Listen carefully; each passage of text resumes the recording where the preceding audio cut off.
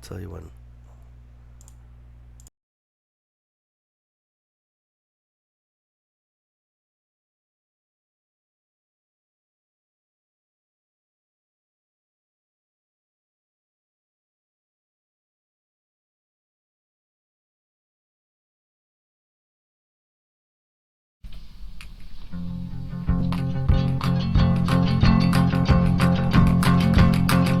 Asking my friends for friendly favors, and everything's okay.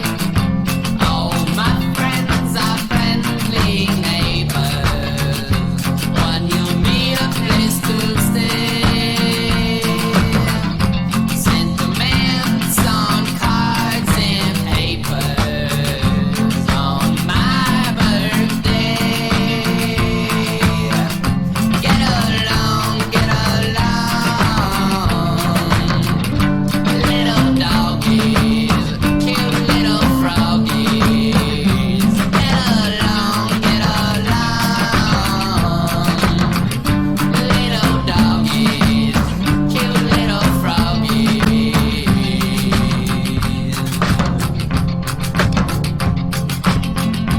At night I sleep in a manger.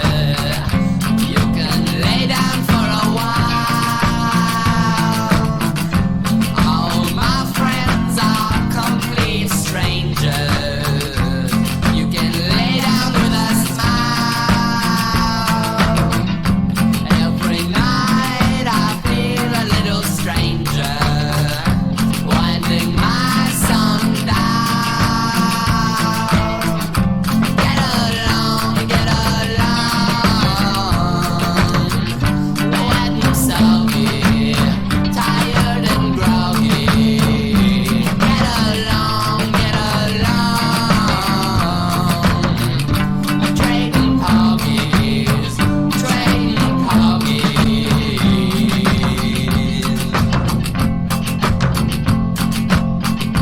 Get along, get along, get along, get along, get along, get along, get along, get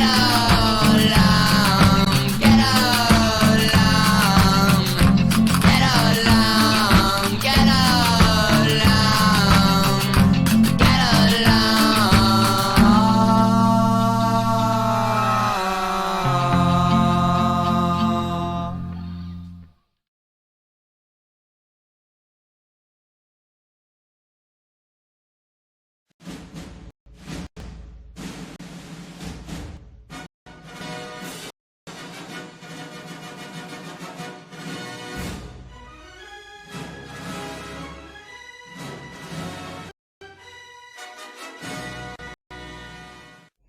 Just walk away.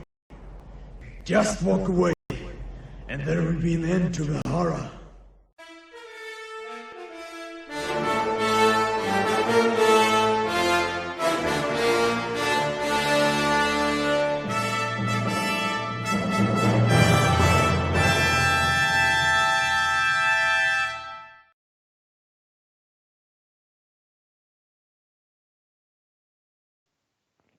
All right, everybody, we're live. I'm going to immediately share the screen because we're going to start off with something a little different today. Nick, how are you doing? Good to hear from you, as always. Hello, everybody. Hi, everybody that's watching. I got the screen share up, so I can't see how many are viewing at the time. So I wanted to start the show.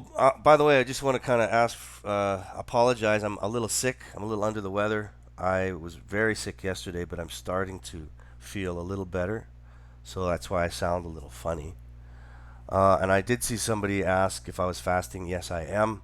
I'm going to talk a little bit about that later. But before we start, I want everybody to look at the screen that I'm sharing here. There's this website, and it's called registerher.net. I really recommend, if you guys can, check out the site. I'll read what it is here. It says, the false accusations of sexual crime is itself a crime. devastating to the lives of victims. Even when they're able to prove they're innocent, the damage from the lie lingers, permanently tarnishing reputations, destroying careers, tearing families apart, triggering both suicide and murder. RegisterHer.net is dedicated to raising awareness of the problem and to putting perpetrators in the public eye. Okay, so there's a little bio on what it means for false register. Everybody here knows what false rape accusations are, I'm pretty sure. And they're out of control. They're absolutely out of control. Bill Cosby is a testament to that. You know, we discussed Bill Cosby before a couple times. And with this site, it says you can help whenever you encounter legitimate news stories about criminal convictions for false allegations or public recanting of sexual assault claims with an admission of guilt. Please use our convenient form and send us those stories. If the information proves valid, we will register her, making a permanent public record of her wrongful actions. Okay? This is fantastic. This is great. This is great news. This is moving forward in the right direction. Absolutely. This is a great, great site. Promote it around. If you know anybody that might be dealing with a charge, just about a week ago, I was having a meeting with my cousin and my mother about our business, and I can't remember how it came to this, but anyway, in the conversation, she was saying how, she said, some guy that I used to know in Raymond, in the small town, right, where she lives and I grew up. You think you know somebody, and he's like in his 50s, right? And he's facing a rape charge from when he was 19. Okay, this is like in a little small. Oh my God. Yeah, and this is like in a I small town, and I was like going, are you serious? I'm thinking to my own mother and my cousin, who's a female, who's a woman, and a mother of two boys. And I'm just trying to explain to them, don't you think that's kind of ridiculous? Like, how will they prove that? Like, how does this happen? To me, it just sounded incredible. But to them, it was like, it seemed like a wonderful thing. It was amazing. My own mother and my own cousin, who's a woman only a few years older than I am. It was incredible. Well, they don't question the question. They don't question the facts surrounding the circumstance.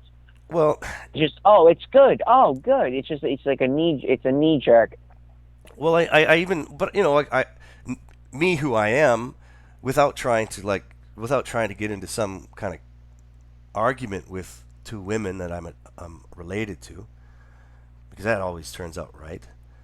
But without trying to do that, I kind of said, well, don't you think we shouldn't, assume the guy's guilty? Like, you're talking like you're like, I thought I knew the man, but it's 30 years ago. Yeah, 30 years ago, and I'm thinking, like, hey, shouldn't we kind of give him the benefit of the doubt, like innocent until proven guilty? And my cousin looked at me and goes, no.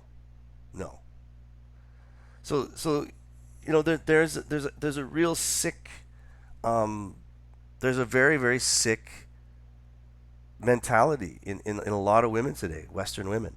These are women I'm related to. I've known my whole life. But it's there. It's deep inside their psyche. They have been taught and conditioned to accept men as bad people and disposable. It's horrible. So when you find people in your own family, women in your own family thinking this way, it really kind of, I don't know, man, it really puts you on guard. Like, which women maybe they'll come after you. Yeah, what women can you trust? He Seriously. talks bad about women and has a son. Yeah, exactly. But he's a single father. What's he teaching his son? And the other thing that always comes to mind for me is my cousin has two boys. So I think, what happens if it happens to your kid? Because what if it, then that changes everything. Suddenly it changes, right? Yes, it does. Same thing with like mass shootings and bombing attacks. So just because you're not there doesn't mean it didn't happen. Mm-hmm. So it really is. I mean, there's a real sickness going around with women, especially in the West. And again, coming back to the site, guys, I'm going to click on the offenders. And what it, you can go to the site, click on offenders, and it'll give you a list of names and mug shots. They're either mug shots or they look like some of them are selfies. Some of them are taken in court or outside of court. And it's just a shot of women, and we're talking women of all walks of life. We're talking feminist beasts to hot teachers to the late girl next door. It's every kind of woman. So you can Well, look. look at it this way: how all these sexual harassment allegations going around, and how major corporations are letting go of their board of all white men and putting diversity crowd and white women as a head of these conglomerates now, right? Yes. So it's a complete purge that is taking place, and she's awarded. She's a trendsetter. She's a hero. Yes. She, for doing that, bringing down an entire board of a conglomerate. She's now the hero, and they'll make a wiki page about her, and they'll keep her in the history books to one degree or another about how these women overthrew the patriarchy in society. Yeah. Right. Exactly. They'll make heroes out of them. It's kind of like Yep. it's kind of like just kind of digressing a bit. The other day I saw a post on Facebook about somebody celebrating Amelia Earhart. Celebrating her, right? Celebrating her. Let's celebrate the adventure and Let's explorer. celebrate Sweetwater. Yeah, exactly. And I thought to myself, celebrate what? She fucking disappeared. What kind of an achievement is that? You know? Possibly killed by the Japanese. Yeah, or eaten by coconut crabs is what I heard. But anyway, back to the website. You can click. I'll click on one of these links. Look, this is a sorry-looking woman here. Real pasty. Looks probably like I don't know, some girl you knew in high school. You can click on View Profile, and it's got this page. It comes up her name, Catherine Bennett, and it has a big stamp, convicted, certified false accuser. Result. It tells you the motive, the location, the date. It was in October 2014. She's in Colorado. They don't know her motive. She was convicted. Description: she destroyed a soldier's life by falsely accusing him of kidnapping and raping her at knife point. And then it gives you a source to what her conviction and being thrown in jail. So this is an incredible site, guys. I really think you should take it down. It's register-her.net. Register-her.net. And pass it around. I don't know how many pages there are, but I think this is really good because Janice Dixon, that woman looks like fucking... You know her? Who? No, I don't. It looks like she looks trans. Certified false accuser Janice Dixon. Look at that chick. She looks trans. Anyway, result. It was retracted. Motive. Why did she do it? Attention. Location: Pennsylvania. Janice Dixon made claims. That's gonna be the Oh, this is that's Bill. gonna be the party Janice, Janice Dixon. She's the Bill Cosby man. She's one from Bill Cosby. That's why she looked. That's why I recognized her. This is great. They got celebrities on here. Janice Dixon made claims of sexual nature against Bill Cosby in her published memoirs. It was later revealed in court that she was lying. When pressed by Cosby's attorney, she admitted she did it for the paycheck.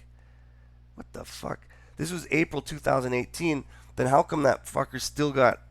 Oh, he hasn't been put in jail yet, right? No, I don't think so. Anyway, she's on the site. But yeah, it's a great site. It looks... I like the... how it shows the motive. Attention. Motive. Revenge. That's going to be the majority of them. They're doing it for attention. Yeah, attention. Revenge. Alibi. Other. Let's go to the next one here. Alibi, attention, revenge. Alibi, revenge. Revenge, alibi. Unknown.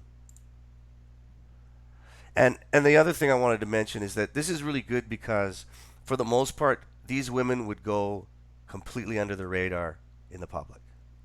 All right, no And one all you would. would have is a ruined man. Every man that they have falsely accused, their face is plastered all over the news. From the day that they are been accused, they're accused, their face and their name and everything they do, they lose their jobs. Their whole life is turned to shit, and these women go under the radar. So this is a very important site because then these faces are up, and they need to be shamed. Um, Shame is a great punishment. They should be thrown in jail too, but shame should be a part of that punishment. Maybe they'll think twice, if they think that the whole world's going to see their face. The stigma won't go away for the guys. That's what you have to understand, Am, is that Mm-hmm. even though the guy, didn't do it, Yeah, and it's been proven, and it's in the paper, there's a little tabloid on the third page in the corner, right? The stigma's still there. The guy's still not going to be able to get a job if he has a successful business. He hurt his business horribly because of this. He probably has to leave town, leave state, perhaps, yeah, all because of this allegation, this accusation. yeah, absolutely. So, the women, they're in. You're right, because even though the women are in jail and their faces are on the internet, the men still have to suffer. But the point is, what a site like this can do is it's a preventative measure. You hope that if this continues to happen, then women will think twice. Hey, wait a second. Susie tried to lie, and now her face is all over the internet, and everybody knows, right? Hmm. It's on the internet forever. So, and another thing it does is it helps prevent her doing it again because she is recognized by other men. So other men see her and go, "Holy shit, that's that chick that falsely Well, look, accused the guys. guy." I mean, if you're before you go and hook up with a chick at the bar, maybe you just get the app, register her app, Hmm. and make sure Yeah. and make sure she's hasn't been involved in any of this. Yes. Yeah. And if you know anybody that's going through it, point them to the site or go there yourself and try and get some more faces put on it. Get her to fill out some forms before bring her into bed. Here, check mark it, get her signature, thumbprint. Right? Basically, how it's got to go. Yeah. If that's where we're headed, pretty much. Well, I want to. Anyway, so yeah, I just wanted to introduce you guys to that site. Check it out if you can. I want to go back. MGTOW Warrior, sorry about my phone bat dying. That's okay, brother. It's okay. We survived. We had a lot of troubles with trolls last talk. Um, and it was probably who it probably was. It was probably expat trolling. Do you think? No, it was the void, Do you the think? void crowd. You think it was the Void crowd? It might have been. I know. Rico, do I sound bad? Rico, how do I sound? Do I sound better, man? I got rid of the mic from last when we did Pole Podia, so I shouldn't sound too bad tonight, guys. Yeah, he sounds better. All right. Sounds better. He said good sound. I'm assuming that means for the whole show, so that's great. Anyway, yeah. Glad to see you guys here. It's just me and Nick today. We'll try and get some guests on maybe next week. So MG Howe said Happy Ramadan. I want to kind of go into that now before we get into the rest of our content. Yeah, this month is Ramadan. It started on Tuesday. Tuesday was the first day, and I am fasting this year. I did not fast last year, but I'm fasting this year, and it will be my first fast in Canada since Jesus, long time ago. Uh, so I want to talk a little bit about it because with the Ramadan fast is it's basically an intermittent fast. And you know that? Did you know that that expat was advertising about intermittent fasting? Did you know that? No, Yeah. I don't see his channel. I haven't spoken to him in got over a half a year now. Well, I see him. I see him post. I talk to him on Facebook once in a while because he posts on there, and he was going on and on about intermittent fasting. So I kind of trolled him a bit and said, "Hey, man, the Muslims do that because he hates Muslims, right?" I know. He hates the Muslims. So Yeah, basically the Ramadan fast. I want to explain it a little bit to you guys that maybe don't know much about it. But the Ramadan fast is it begins on the first is it new moon, the first new moon of the 13th month of the lunar calendar, which we don't follow, obviously. The only the only people that follow it are the backward Saudis. Um, so from new moon to new moon, which is 30 days, so it's a month long.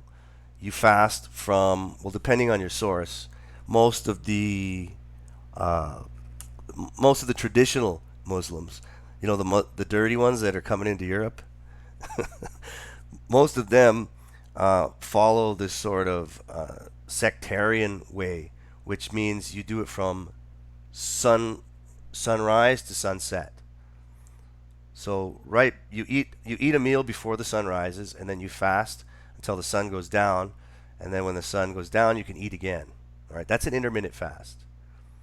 Um, but during that time, the one thing that makes it different from most, say, Western intermittent fasts is that you also don't drink, so you're not consuming liquids. So you're fasting from solid food and liquids. No food. That's rough. It's rough. Yeah, it's really rough. Um, so basically, I usually do about 12. When I was in Indonesia, everybody does it in Indonesia. Like everybody does it. In fact, they're so militant about it there that you can't if you get if you eat in public while the fast is happening. Holy shit, they'll fucking gang beat you. Like they're Yeah, really. you see, the Muslims that I see every day, I ask them like, oh, it's happy Ramadan. They're like, wait, what is it, huh? And Oh yeah. I'm thinking these are immigrants, so like, and they all said no, they're not fasting. I only knew of a couple that were doing it. Well, that's the thing. Is probably for a lot of the immigrants when they come here, they don't have the social pressure. You know, in Indonesia, holy shit, the social pressure is incredible. I mean, I was a Muslim, so I had that social pressure, and my in-laws were Muslim, so I had that social pressure. And because it's like the Christmas of the Muslims, so everybody's visiting family and da da da, right? Um, and so basically, the immigrants that you're talking to, they don't have that social pressure anymore. You know, when they're back in their own country, if they don't fast, like they get they don't beat them, but like they get really chastised. You know what I mean? The family and society, they kind of feel bad. They come here and they're kind of away from that social pressure, so they're just like, "Whoo!" I bet you a lot of them are like, "Wow, okay, I fuck the fast," you know. So Hmm. they don't have to do it because it's not for them. It's just it becomes a ritual, right? It becomes a meaningless ritual. There's really no. Well, they view it's like a form of cleansing to them. That's what they were kind of explaining to me. That's what I wanted to ask you. What did they tell you? What did they tell you exactly? The fast. Cleansing. That's it. Just cleansing. You're cleansing your body out. It's like a form of purification, I guess. Well, it does. I mean, any intermittent fasting is beneficial, but this is a little bit different. But yeah, any intermittent fasting is beneficial. It's got health benefits, physical benefits for your body. But I'm sure it does. I wouldn't doubt it. well, it does. I mean, I found some. There's you can Google it. There's tons of websites. It says it's intermittent fasting changes the function of cells, genes, and hormones.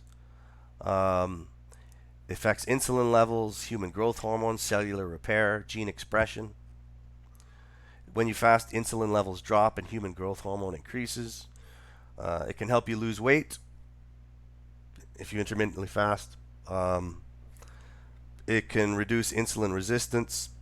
It lowers your risk of type 2 diabetes, you know. And that's actually a good thing for Indonesians because those people eat so much goddamn sugar. Diabetes is out of control there. Um, it reduces oxidative stress, inflammation in the body. Heart, good for your heart, cellular repair process. It may help prevent cancer. I mean, there's a lot of different benefits that people brag about with the intermittent fasting. You like smoking weed. Yeah, like smoking weed. Smoking weed will cure everything. But basically, I mean, it does have benefits. It does have measurable benefits that have been, um, observed and measured scientifically. It is good for you. But the thing is, it's not necessarily just for physical health. Like the real concept of the fast, and this is funny. In Indonesia, I used to ask the people there too. And you got to remember, if you think that fasting from food and water for 13 to 14 hours a day is tough, there are, as we speak, hundreds of millions of children around the age of 12 doing it. Fine. Doing it just fine. So, I mean, these people, they grow up in it. It becomes it becomes just a pattern. So it's for them. It becomes easy. But the thing is that it's not necessarily just a physical health benefit. The real meaning of the fast for a lot of these people has been lost. Again, it's sectarian, it's traditionalist, and a lot of them, if you ask a child, age 12, or an adult, age 60, why do Muslims fast? They'll say one of the answers I used to always get was, well, it makes you appreciate the poor. That's one of their answers. It makes you appreciate the poor, which I find bizarre. I thought that's kind of something that you'd tell a kid, right?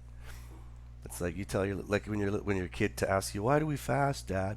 Well, it helps you appreciate the poor. But the reality of it is that it teaches you discipline, number one. Because when you're fasting from food and water, you're fasting from things that your body actually needs. It's not like fasting from sex. Sex. Yeah, fasting from sex is, you don't need sex. You can go without it. It's not a drive that you need to live. So, but fasting from food and water is something that you need to live. And wait, hold on. MGTOW, Ramadan in the Middle East is hilarious. They crack out Christmas lights on the 3 days of Eid. Oh yeah, the last 3 days of the fast are kind of considered sacred. Yeah, it does. It does. And Eid does. It's kind of like a Christmas at the end of the month. But anyway, the first of all, it's a really strong way to discipline yourself. And the first time I ever fasted, first time I ever did the Ramadan fast, I wasn't even a Muslim yet, and I was living in Victoria, British Columbia, and I fasted as like, I think I was only like 22 years old, and I started, and the first thing I noticed was I went down, I kind of walked downtown, because you notice that throughout the day how much you're putting shit into your mouth, whether it be a drink, a cigarette, or food. Like, you really have to occupy your time doing other things. It becomes a real discipline. And then basically, by doing it over that 30 period day, you learn about discipline. You learn how to and you learn how to maintain your hunger. You can really start to control these functions that you don't normally think about, like hunger. And that in turn helps you when it comes to fasting other things. For example, sex. Rico says he's been fasting from sex for 6 months. You know how long I've been fasting from sex, Rico? I've been fasting since February of 2016. That's how long I've been fasting from sex. Yeah, but is that, Rico, is that by choice, or, are you just not pursuing women? I mean, it's multifaceted. Mm-hmm. When you say 6 months or a year, are you really going out of your way looking for sex and stuff, So Yeah, well, I'm not, like me, I don't go out. I'm not looking for it. I mean, there's always opportunities, but I can't be bothered. There's way too many problems involved, and I got too much other shit to do. So, yeah. that's funny. Bit But of both. Yeah, I'm with you, man. I'm with you. It's the same deal. yeah, Girls want a lot of attention, and you're too busy. You're too busy making money, focusing on other things, doing your, hobbies. To go out of your way to get 15 minutes of a happy, it's just not worth it this day and age. And then you become rational Yeah. when it comes to women. Okay, now I got to do this for her. Now, if I don't text her at this time, she's going to get mad. So it's like you remember Tamagotchis, AM, when you were younger, Yeah. Tamagotchis? Yeah. Yeah. Yeah. Yeah, it's like having a Tamagotchi that Yeah. just screams and yells all the time. A pet. Yeah. I Yep, know. I know it's a what you mean. pet. Yeah. I mean, sex becomes overrated pretty quick. I mean, Right. if you don't have a girlfriend, it becomes overrated pretty quick.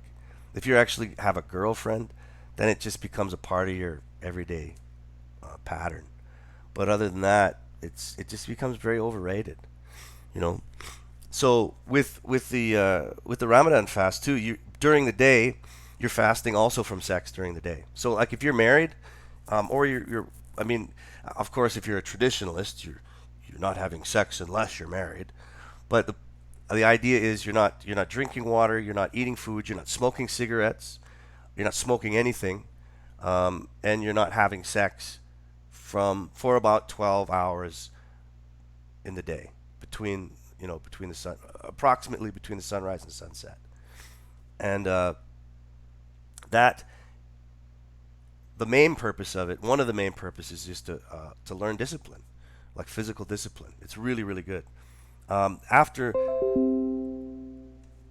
you um, after like the 27th day, you have to understand too, from a religious perspective, the concept of the fast is you'll find it in every single religion, whether it be Islam, whether it be Judaism, Christianity, even in Buddhism, even in Hinduism. There's a concept of fasting, right? And every one of these main Abrahamic faiths started because the prophet fasted. He went and fasted, and then when he was done, he came back with God's message. So the idea is that this is the other concept of fasting that people don't get, is by fasting, you're reducing the amount of, how should I say it, I guess, energy you're putting into your body. You reduce the amount of energy you're putting into your body. And then by doing that, your body becomes very, your physical or your physical form, your body becomes very kind of weak, becomes tired, and then, oh, here, Silverwings, 18-hour fast in the UK. Yeah, that's the traditional way. 18 hours is ridiculous.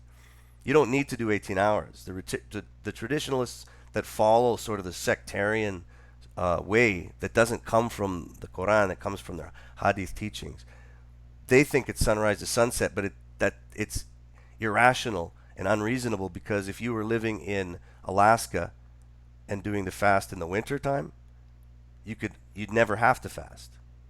So it's a completely irrational thing. As long as you're doing it 12 to 14 hours a day, that's enough. It produces the desired effect. The desired effect only needs 12 to 14 hours a day. Hmm. And basically you're denying your body the sustenance it needs. And in the language of Islam, they call it the nafs, or the passions, which are basically your emotions and your physical body, your desires, your drives, your sex drive, your drive to eat, your drive to your urges to eat, to drink, to have sex. Um, those are your nafs. Those are your physical drives. So you're denying those physical drives. And when you deny those physical drives, they quiet. They become very, very quiet. And after those physical drives become quiet, the idea is that it starts to release the inner. So they call it the roh. They call it the roh, or the jiwa, which is the soul. So the concept of fasting, the real true concept of fasting, it's always been through the ages. It's not about cleansing the body. It's not even about discipline, and it's not about understanding the poor. What it's really about, what the real intention is, to remember and recognize your soul, all right, your spirit. That's the whole purpose of fasting. Just in case you guys didn't know, that's the We purpose of it. didn't, but thank you for informing us. Yeah. It's to recognize and understand the soul again. And I don't know. I mean, intermittent fasting is fantastic, regardless if you want to do it for a spiritual sense or not. It's fantastic. I would recommend it. You don't have to do it 12 hours a day. You can wake up, eat between 6 and 12, fast from 12 to 6, eat from 6 to 12. You sleep. So part of fasting is sleeping anyway. Phil McCracken says hunger. Yeah, hunger is one of those, is the nafs. It's those physical drives. You learn to satiate it, control it. You control those desires. Control the desire of sex, desire of hunger, all those things. Wax on, Wax off. Yeah. wax off. Yeah, a higher meditative state. Sure, you can say that. I mean, I don't know. You know, to me, fasting is a way to give evidence to yourself, measurable evidence, personal evidence to yourself that you're more It's a than. form of concentration. Yeah, That's what it sounds like to it's me. a It's a form of discipline. concentration. Yeah, it's a discipline. Yep, a discipline. It's an absolute discipline. And the reason I wanted to bring it up is because, again, I always compare MGTOW to a discipline. All right, and it's a discipline in different ways, but it is a discipline, and it's a good discipline because, again, you're managing urges. You know, you're managing certain urges, and you're being in control of them. You know, taking control of your urges. And let's be real, the way the social engineering is right now, the direction your society is going in, they want you to be irrational. They want you to be undisciplined. That's why it's more of a reason to fight those urges and Yes, become even more disciplined. yes, absolutely. I mean, pornography's thrown at you everywhere you look. There's Yep. just, ass meat all over the place, and you're not getting laid, That's right. right? That's So it right. just keeps you're being bombarded all the time about this hypersexualization taking place. Your mind's distracted, right? And so you have to be focused. Go with Dave Tangent. What did he say? Dave Sims Tangent. Is if you don't touch your dick, it'll leave you alone. Yeah. If you leave your dick alone, it'll leave you alone. And that's Leave your that. dick alone. Yeah. Yep. And that's the same thing when you fast from food, because that's another desire. That's another nafs that they call. That's another physical desire, a drive. It drives you. These things drive you. And it's supposed to make you stronger. More, yeah, exactly, Phil McCracken. Stronger, more focused. But it's something that has to be done regularly. It's a discipline has to be practiced regularly. You know, it's something you have to do regularly, and it has to mean something to you, right? It has to actually have a meaning and a motive behind it. It's not something most Muslims today, when they fast, it doesn't mean anything to them. It's just a ritual that's forced on them by the society, by their religious peers. That's it. So it doesn't mean anything to them. So they really don't benefit as much as they could. But it's a good thing to do. I mean, whether you're focusing on the discipline of being a MGTOW, or you want to try fasting a couple times a week, it's fantastic. Think of your own ritual. Think of your own way of fasting. Yeah. MGTOW says, I don't know about you guys, but fasting enabled me to cry. Well, this is the thing. If once you get deep into the month long fast, once you're 2 weeks in, 3 weeks in, wow, trust me, trust me, those all those desires that are unconscious to you, because you're constantly feeding yourself. If you want something, you take it, you eat it, you smoke it, you drink it. But after a couple weeks, 3 weeks of just denying those desires inside you, there's a higher self that comes out. It's a higher self that comes out. You know, you don't have to believe me. The proof's in the pudding. You got to do it. You got to try it yourself. You know, if you're disciplined and you try it, and you have reason and motive, then yeah, it can be a really incredible experience. Unfortunately, I broke my fast yesterday because I got sick. You can't fast when you're sick. So What did you eat? when I broke the fast on, Yeah. well, I just had a regular breakfast, but then I didn't fast for the day, right? I just was drinking water all day, and then I had a regular lunch on Friday, yesterday. I had to break the fast. Well, what is a regular lunch to you? Come on, tell Oh, us. regular lunch? What does AM eat? I usually Yeah, what just does AM eat? I usually just eat fruit for lunch. That's usually what I eat. So I'll have an apple, maybe some grapes, an orange. I'll have, it depends on what I have. I So usually eat. AM is a healthy eater. I try to be. Try to be. Um, a normal breakfast depends. Sometimes I'll just have a couple pieces of toast, maybe an egg or so or whatever. Sometimes I'll have sausage. Sometimes I'll eat a little more, but popping those children's ibuprofen. I've been taking lots of pills, that's for sure. Fuck. But yeah. Anyway, so I had to break the fast. Don't fast if you're sick. It's not healthy. If you get sick, break the fast, and then once you feel better, start again. Yeah, Phil McCracken missed. I don't know if you missed. Um, uh, I don't know if you missed what I said earlier. Is that the latitude part of Islam is basically a very sectarian and traditionalist type of belief. It doesn't have any root in the Quran, and it's unreasonable. It's unreasonable and untainable because the purpose, there is a goal and a purpose to the fast. And if you live so far to the north that in the wintertime the sun never comes up, then the fast loses its purpose. And if you fast in the summertime so far to the north, then you'd never get to eat. Again, the fast loses its purpose. The true way to fast is to use enough time, about 12 to 14 hours a day. It's plenty of time to achieve the effect that you're looking for. Do you drink more since your new job, Rico? Are you talking to me, Rico? Or are you talking to Nick? Because I don't have a new job. Nick, I think he's talking to you. Oh, what about? I didn't read it. What did he say? Do you drink more since your new job? A little bit. I drank a little bit tonight, but I'm not doing anything. I'm just sitting home, eating pizza. Nice. Yeah, 12 to 14 hours. That's right, Phil. That's good enough. 12 to 14 hours is great. And the first week is always pretty rough, but by the second week you get used to it. Oh, you're talking about me. I don't have a new job yet. I'm still doing that retail job until my business gets started. And that won't get started until, well, I won't be making any money on the new business till probably the end of July or maybe even end of August. Oh, I see what you're saying. No, actually, no. I don't my drinking is limited now to once a week. But even now it's the fast, I'm not drinking at all. So, but no, I haven't been drinking more. I think the most I drank was when I was in Indonesia. Holy shit, I went through some rough times.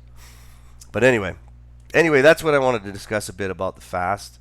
I think we should move on from there. But before we do, I think we'll listen to a couple of ads. What do you think, Nick? Take a short commercial break? Yeah, let's take a break.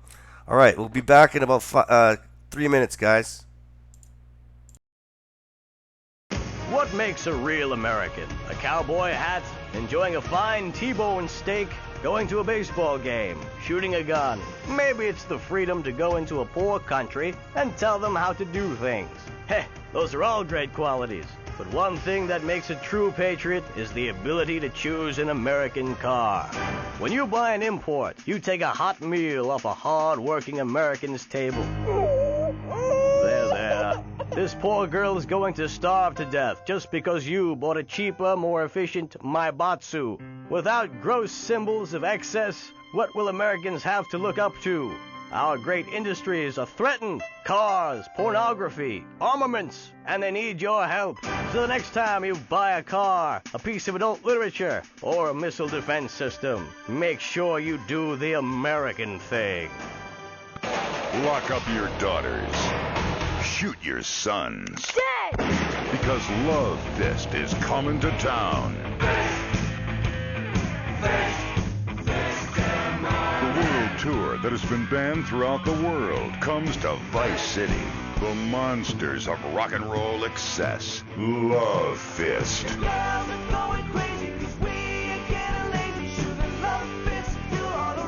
Get ready for a night of death metal love ballads that'll have you shoving your fists in the air. It's the Steel Heart Stone Cold Prostate Tour, brought to you by Giggle Cream, because dessert should be funny, and the Maibatsu Thunder, because after you get struck by lightning, there's thunder. Come see the pounding rock from the band that brought you hits like Chin Stainer, Liver Buster, and Dangerous Man, Dead Family. Come get love fisted. Love Fist at the Vice City Arena. Brought to you by V-Rock.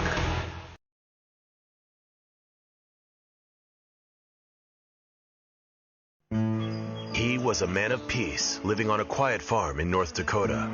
Till one day, all hell broke loose. Tim, we need you. I'm a man of peace. I'm done killing. I want to raise a family. That's just it, Tim. They've got your family.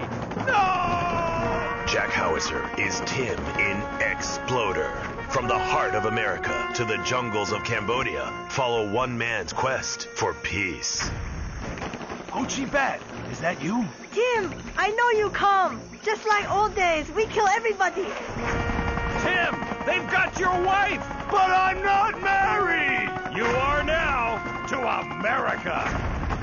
He went in to save his country, but found his family and lost a friend. Ho Chi! Tim, don't leave me. You taught me baseball, Tim, and how to rap. No! He would have been a fine American. I'll cry when I'm done killing. Get yourself a body bag, strap yourself in, start making friends the American way. Exploder. Evacuator Part 2. Rated PG. May include patriotic garbage.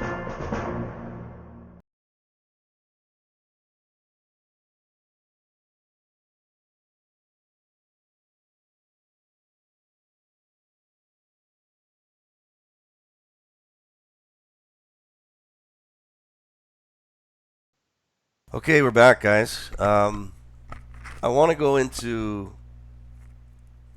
the book that I'm reading right now, and Nick, you've already read it, right?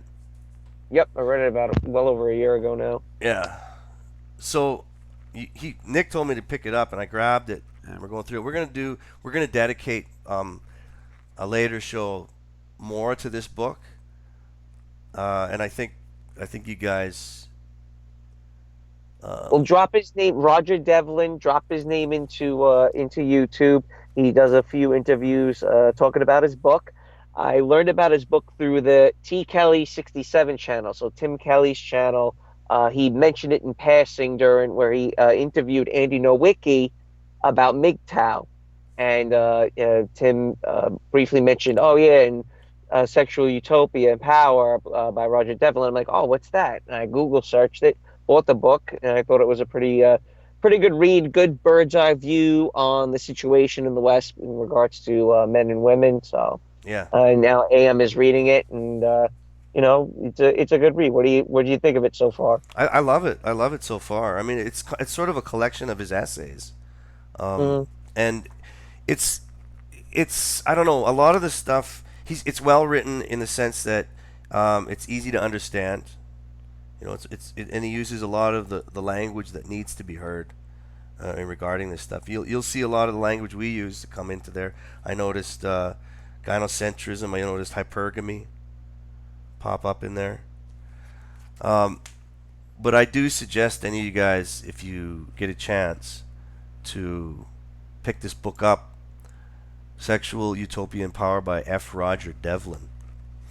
And there was one part, I know Nick and I want to dedicate more shows to this, but there's one part in it I just wanted to talk about today. And there's a section called What is to be Done. And the reason I wanted to bring it up is because it is kind of, he's sort of talking about solutions to this problem. And you understand what I mean by this problem, right? Yep, and unfortunately, to me, there are really no good solutions, and that's why there is MGTOW, because there really isn't that many good solutions other than just walking away. That's right. One of our, I mean, MGTOW, the solution for MGTOW is to walk away. But I'll tell you, a lot of this, I'm not going to say I totally agree with all his solutions.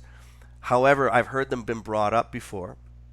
And the most fascinating thing about these solutions is how radical they seem to the average person today. They sound so radical. they're almost laughed at. Most MRAs and tradcons who still are fighting the good fight against feminism. They laugh at these solutions, and of course, what's the problem? What's the problem we're talking about, Nick? Well, the state women are in. Exactly, the state society is in because of women's behavior and how it is reinforced through the state, through government. How do we solve these problems? So I'm going to read a little bit here. It says, what is to be done? Excuse me. He says, we have arrived at a rare historical moment when we men have the upper hand in the battle of the sexes. Much depends upon the use we make of it. The only thing still propping up the present feminist bureaucratic regime is the continued willingness of many of the hated heterosexual white males to live according to the old rules, not only to work, save, pay taxes, and obey the law, but also to sire and raise children. Okay? Once we stop doing these things, the whole system of patronage and parasitism collapses. In other words, walking away will make the system collapse, even according to F. Roger Devlin, who does not consider himself an MRA, by the way. He states that right at the beginning of the book. Continuing, he says, my greatest fear is that at first, female concessions, at the first female concessions, the male protective instinct will kick in once again, and men will cheerfully shout, all is forgiven, in a stampede to the altar. Yep. And that's something that we discuss in MGTOW as well, where men, this weakness of men, and again, this is part of the discipline of MGTOW. Don't go stampeding back to women. Don't go back to praising and white knighting them, and that ties exactly in with what is called NAWALT, and a lot of tradcons, and a lot of what is a tradcon? What is the definition of that? Traditional conservative. A traditional conservative is someone that leans right, usually spouts out libertarian ideology, and is in opposition to feminism, and longs for a return to the traditional values. Oh, what, the 1950s? Yes. Oh, God. An example. Oh, you're crackling up. What's going on? Sorry. Okay. A couple examples of tradcons, talking head tradcons on YouTube are Peterson. Yeah. Peterson is one. He's a little bit different than your average tradcon, Peterson. There's Ben Shapiro, the Jew, which is really odd because most Jews lean way left, but he talks very tradcon. And another one is Steven Crowder. He's another talking head tradcon, very popular. Most people know who that guy is. The tradcons are right if you didn't have the state in your bedroom. That's right. All right. That's plain right. and simple. And those guys don't attack that problem. They don't talk about that problem, how much the state is inside your bedroom. Yeah. You notice how they dance around that topic? Well, they also don't. They're also, the tradcons are also very blind to true female behavior. They don't really understand female behavior. They're understanding. Tucker Carlson is another tradcon. That's right. Phil McCracken. Karen Strawn. I don't know how traditionally conservative Karen Strawn is. She understands the problem with white women. She's spoken out against it, about the single mother. She's attacked single moms. Janet Bloomfield, definitely. She's a female tradcon. But this is the thing. These people, a lot of the trad-cons, especially the males, the women understand their own behavior. Women, women, Yes. women trad-cons basically what they'll do is they'll not talk about it. They won't talk about the true nature of female behavior. They won't. It's because it's against their best interest. To get men back into completely being Slavery. complete slavery in the family model. Yep. They're not going to reveal their true motives, you know. So basically, these tradcons, they don't get the male tradcons don't get the true sexual power of women and sexual behavior of women. They don't understand it, and they don't want to understand it because it scares the shit out of them.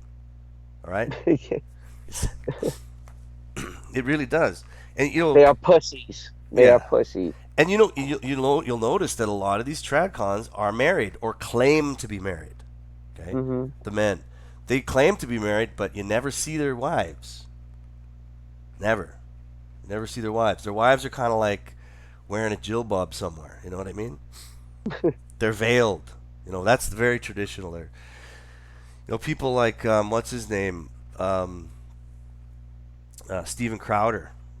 He's very vocal tradcon who is quite popular on YouTube, and he always talks. He doesn't always, but he always brings up his marriage, and he's always very proud of his strong traditional marriage. But you never hear a peep from his wife. His wife is Don't veiled. you find that funny how all these guys you never hear about their wives or anything? They, There's some motive behind that, something weird there. you hear about them, like they'll bring them up to kind of praise them, but that's about They're it. not on TMZ. They're not on, they're not No, in the, magazines or whatever. Why not? What's up with that? yeah, they're nowhere. They're nowhere. Nowhere to be found. Nowhere to be found. They don't, not a voice, nothing. Not an opinion, not a quote, nothing. It's very bizarre. Very, very bizarre. But anyway, I wanna talk about some of these proposals for solving these problems. Now remember, these solutions have been voiced within MGTOW communities before, which I recognize. Now, Roger Devlin is wording them a little bit differently. He goes here, one proposal for strengthening marriage. Now he's talking about the marriage, the sort of marriage contract, not necessarily what we understand as a traditional marriage with the state involved. Okay, yeah, Molyneux's another, not necessarily, but just the concept and idea of marriage. Okay, He lives in a utopia, Molyneux. yeah. Okay, so he's saying one proposal for strengthening marriage, which is let's just make it clear the concept of marriage, the concept of monogamy in a marriage, is the recognition of personalized marriage contracts. Now here's what he's saying is a personalized contract, which means it's between the man and the woman, not the state. The state is outside of this of the contract. Okay, this could be made to accord with various religious traditions because the religions had already been doing it long before states got involved, and so they have experience. You could pick and choose from what's already been done by certain religions. He says, I see no reason they might not stipulate. Now get this. This is the fucking pièce de résistance. Okay? I see no reason that these marriage contracts, might not stipulate that the husband would vote on behalf of his family. Get that? Within the contract. And I think this needs to happen. This must happen. That in the contract, it must stipulate. I don't think might. It must stipulate. Or at least the option should be there. And if the woman doesn't agree to it, she can go fuck herself. Don't get married then. But it should stipulate that the husband votes on behalf of his family. And this is how it was before the suffragettes. Basically, what Devlin is saying here is that quietly and legally, with incentive, strip away the rights of a lion's share of women's ability to vote. Okay? And I think this is a great way to do it. You'll hear a lot of MGTOWs say, take away women's rights to vote, you'll solve the problem. TFM says it all the time. And when MGTOWs say take away women's rights to vote, you know, the tradcons and the MRAs plug their ears and go, nah, nah, nah, nah, nah, nah, nah. We don't want to hear it. You're an idiot. You know, they type in SMH, shake my head. But this is what he's saying. And so what he says is, feminists who think political participation more important than family life could live as they please, but they would be forced to make a clear choice. So within personalized marriage contracts, one stipulation is, if you want to marry this man, you're giving up your right to vote. That weeds out women who think their participation in politics is more important than raising children. Then what would happen is, all the women that couldn't give two shits about politics, which is how many, do you think, Nick? All? Yes, women don't give a shit about politics. They don't follow politics. They're like children. The only time they give a shit about politics is when someone like Obama goes, "Here's some free shit for you." Right. Right. And then good. Santa Claus, Santa. Yeah. They're like at a parade. You know, women in politics is like children at a parade, and they just run and follow the cars that are tossing candy on the ground, man. Yep. They don't have any interest in politics. So, and I don't, you know, unfortunately today you can't.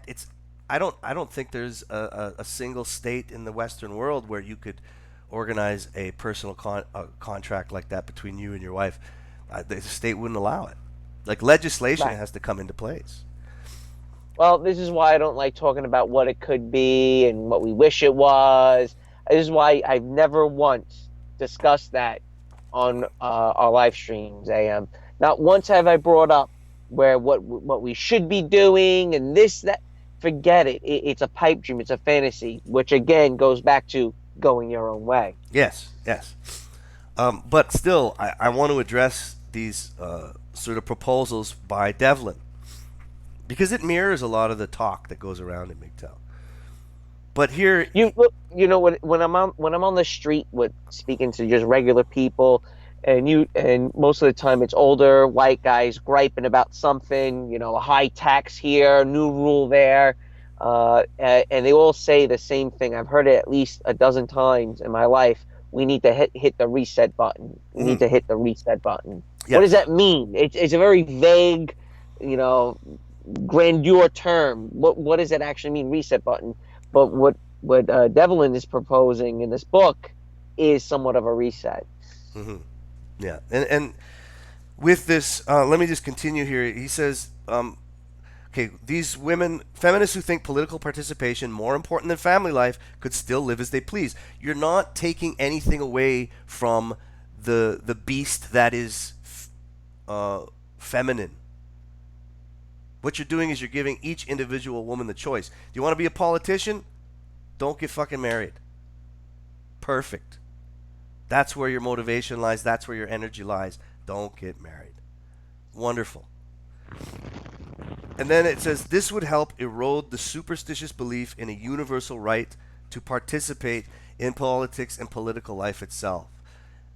In politics and political life itself would be less affected by the feminine tendencies to value security over freedom and to base public policies on sentiment. Okay?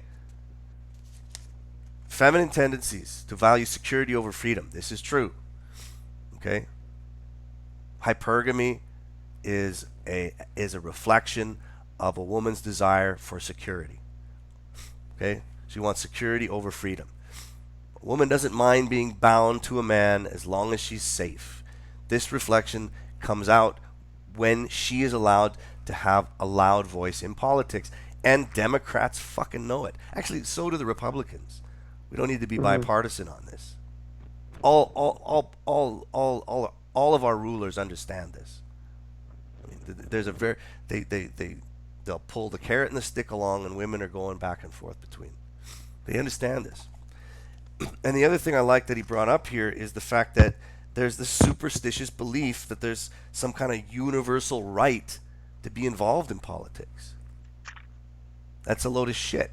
Before the suffragettes, the only people that were allowed to vote is people that had a stake in the country they lived in, which means you needed to own land. The only people that were involved in politics were people that had a real stake in it. If you were women landowners were allowed to vote before the suffragettes came in. Yeah, but how many owners were there back then? I mean, I don't know what the percentage is, but what do you think? Maybe half?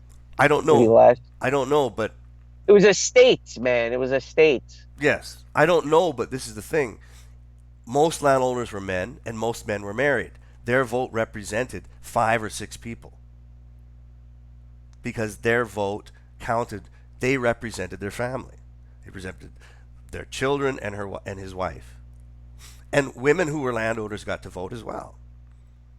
Now, there might have been other stipulations. I'm not an expert on that time and those rules. I know that stipulation was in place, but there might have been others. There might have been other stipulations in place. But eventually, eventually what happens is the politicians, and this motive is usually reflected on the left in modern times. But as the politicians said, hey, it's to our benefit to get more people voting. It's actually to our benefit to have more voters. How are we going to do this? With a larger voting population, you can sway, it's easier to sway opinions one way or the other. And so, they slowly built in different rules to allow for a larger voting population. And one of the rules was, okay, any able-bodied man willing to go to war and die for his country can sign on this piece of paper, be conscripted, and it will give him the right to vote. And that gave men a choice. You want to vote? Go to war.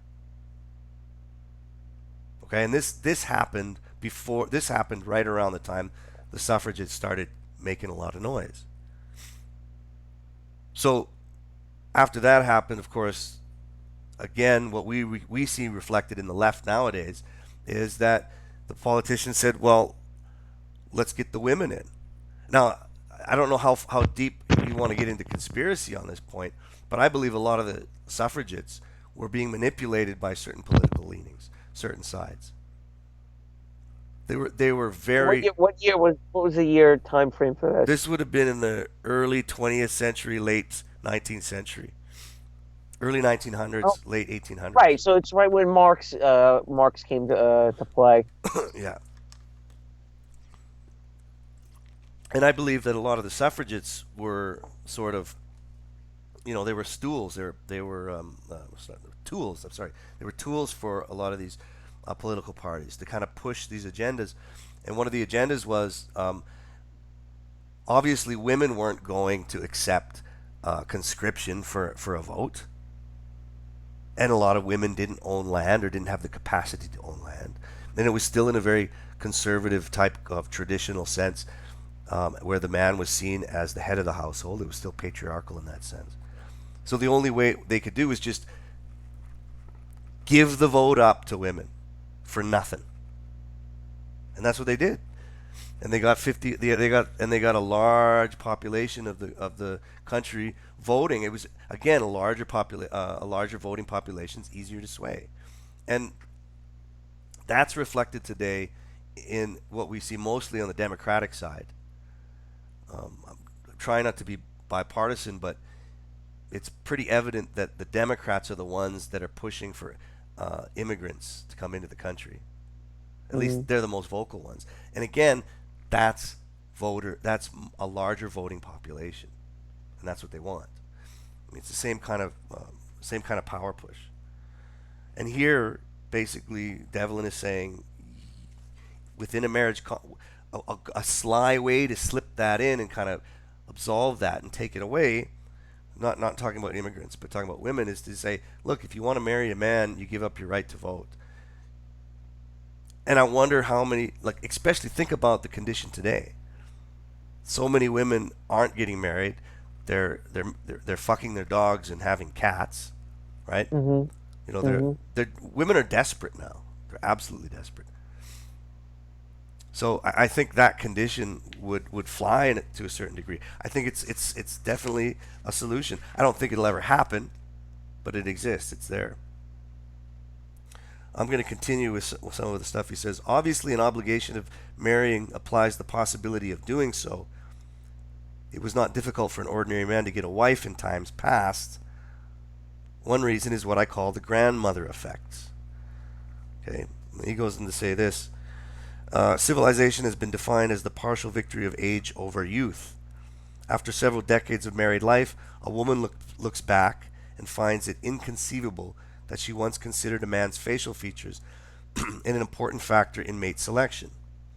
She tries to talk some sense into her granddaughter before it's too late, quoting, "Don't worry about what he looks like. Don't worry about how he makes you feel. That isn't important."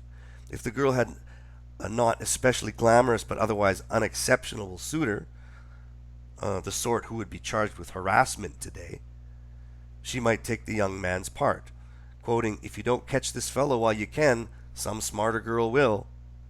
So it went generation after generation. This created a healthy sense of competition for decent as opposed to merely sexually attractive men. Husbands often never suspected the grandmother effect, living out their lives in the comforting delusion that their wives married them solely from recognition of their outstanding merits. But today, grandma has been replaced by cosmopolitan, and we are living with the results.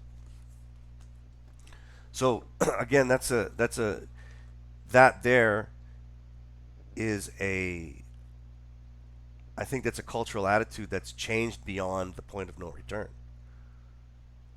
Yeah, that's way gone, man. Yeah. Way gone. She's Cosmo! Yeah.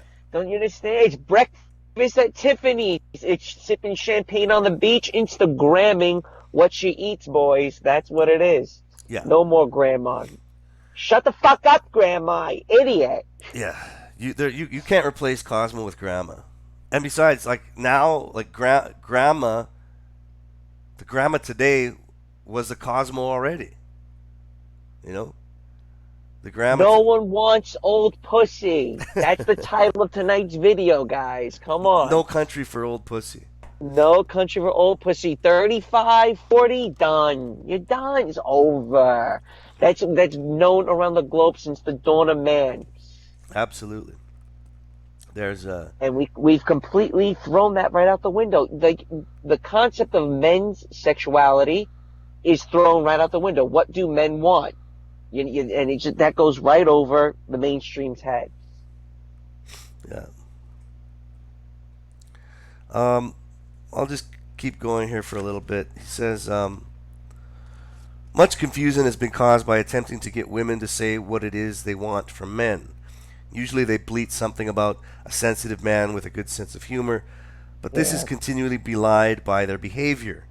What women say, what women say and what women do are completely different things. Understand that. Any man who believes it is in for years of frustration and heartbreak. What they actually look for when left to their own devices, without any grandmother effect, is a handsome, socially dominant, or wealthy man. Many prefer married men or philanderers. A few actually seek out criminals. So Devlin's basically saying that because of the lack of the grandmother effect, because of the lack of the wise woman who realizes that her marriage didn't depend on these fleeting concepts. Because I mean, if there's anyone that lacks a consistent sense of reason in our society, it's a woman. I mean, they have the consistent reason of a child. You can't throw a young woman out into the world and say, "Figure it out." Give me a break. That's why she's on antidepressants, man. Yeah. Well, listen, what Devlin wrote was fantastic right there. What you've just, and what do you think of that? What is your opinion on what he's just written? My opinion. Yeah. It's fantastic. Devlin's talking about real shit. I mean, real stuff, observable stuff, measurable stuff, stuff that I've discussed, you've discussed, a lot of MGTOW have discussed. He's very good at putting it into words, which is why I really enjoy the read.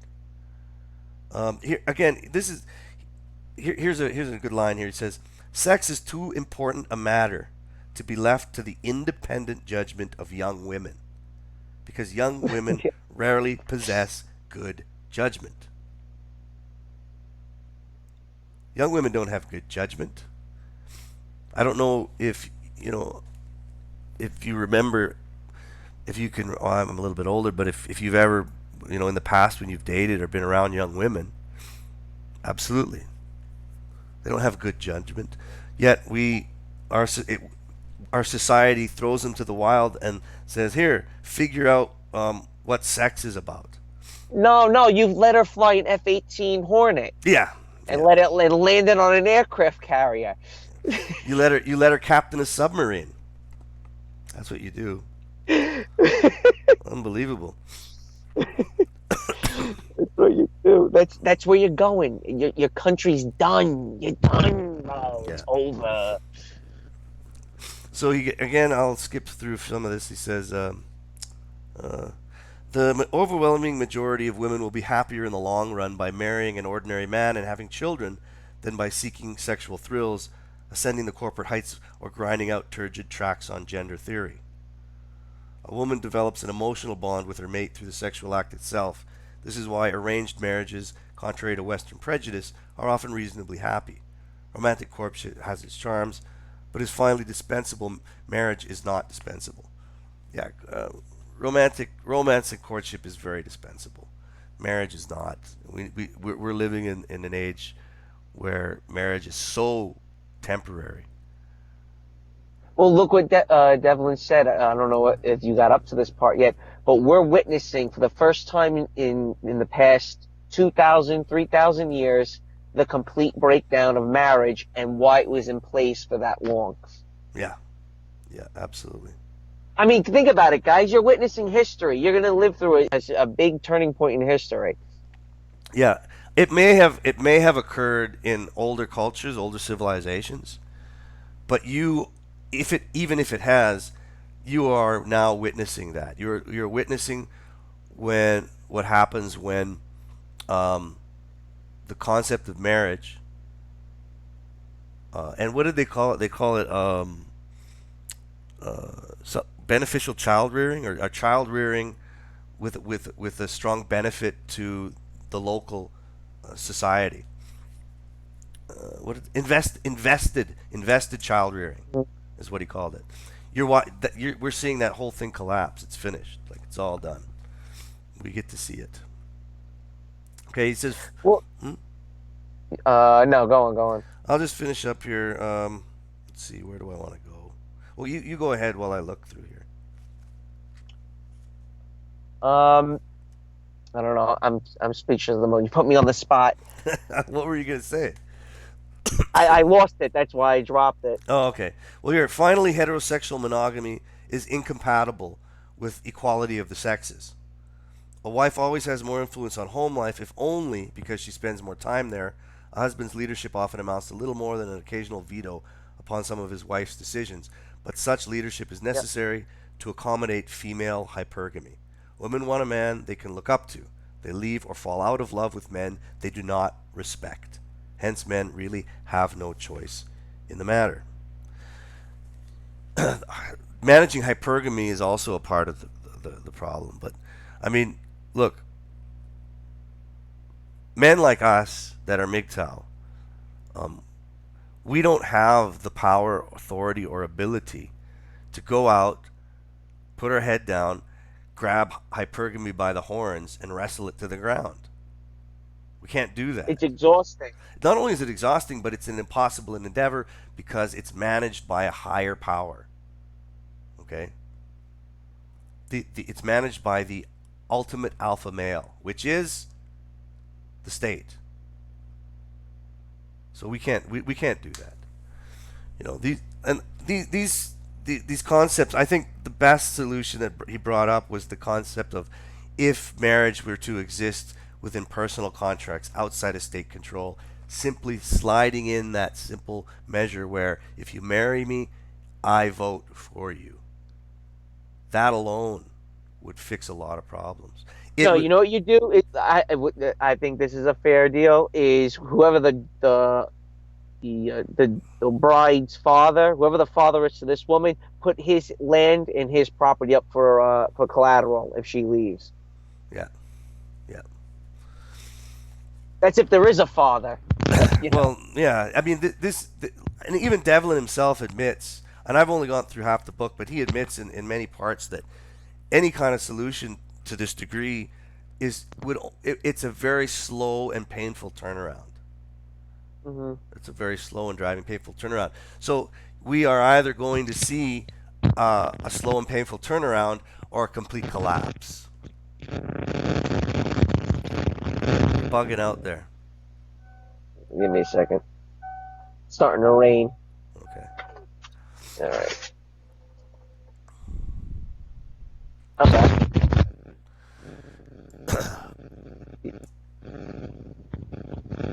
You there? Yeah, I'm here. I'm getting a lot of feedback and static from you. You good now? No, you're still getting it's like something blowing on the mic. Are you rubbing the mic on something?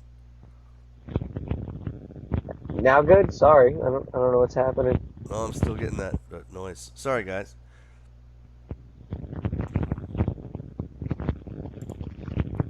Can you hear me now? I can hear you, but I've got that noise. Hey, guys, we're going to take a quick break. We're going to take a quick commercial break, and Nick will figure out what's going on with his microphone. Yeah, put it on a commercial.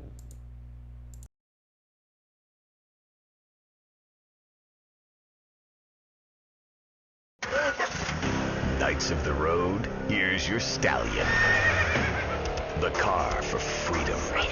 The car for hot excitement. The car for a man who is alone against the elements. The Waibatsu Thunder. The pride is back. It's the power of a compact. Looks small, but it's so big. Fuel injected. Inject me. My Batsu Thunder. On the toll road of life, you have to pay to prove you can. Live the emotion of an individual. Thunder. The awesome power of nature distilled into one vehicle. Wow. Because after you get struck by lightning, there's thunder. The Waibatsu Thunder. Feathered hair, pentagram necklace. Something missing? Complete the look. Complete the look with a pair of crotch-hugging, slightly too short, acid-wash, skin-tight jeans at Vice City's one-stop shop for the rebel who sets his own style. Wow, you look like a Satanist. Complete the look.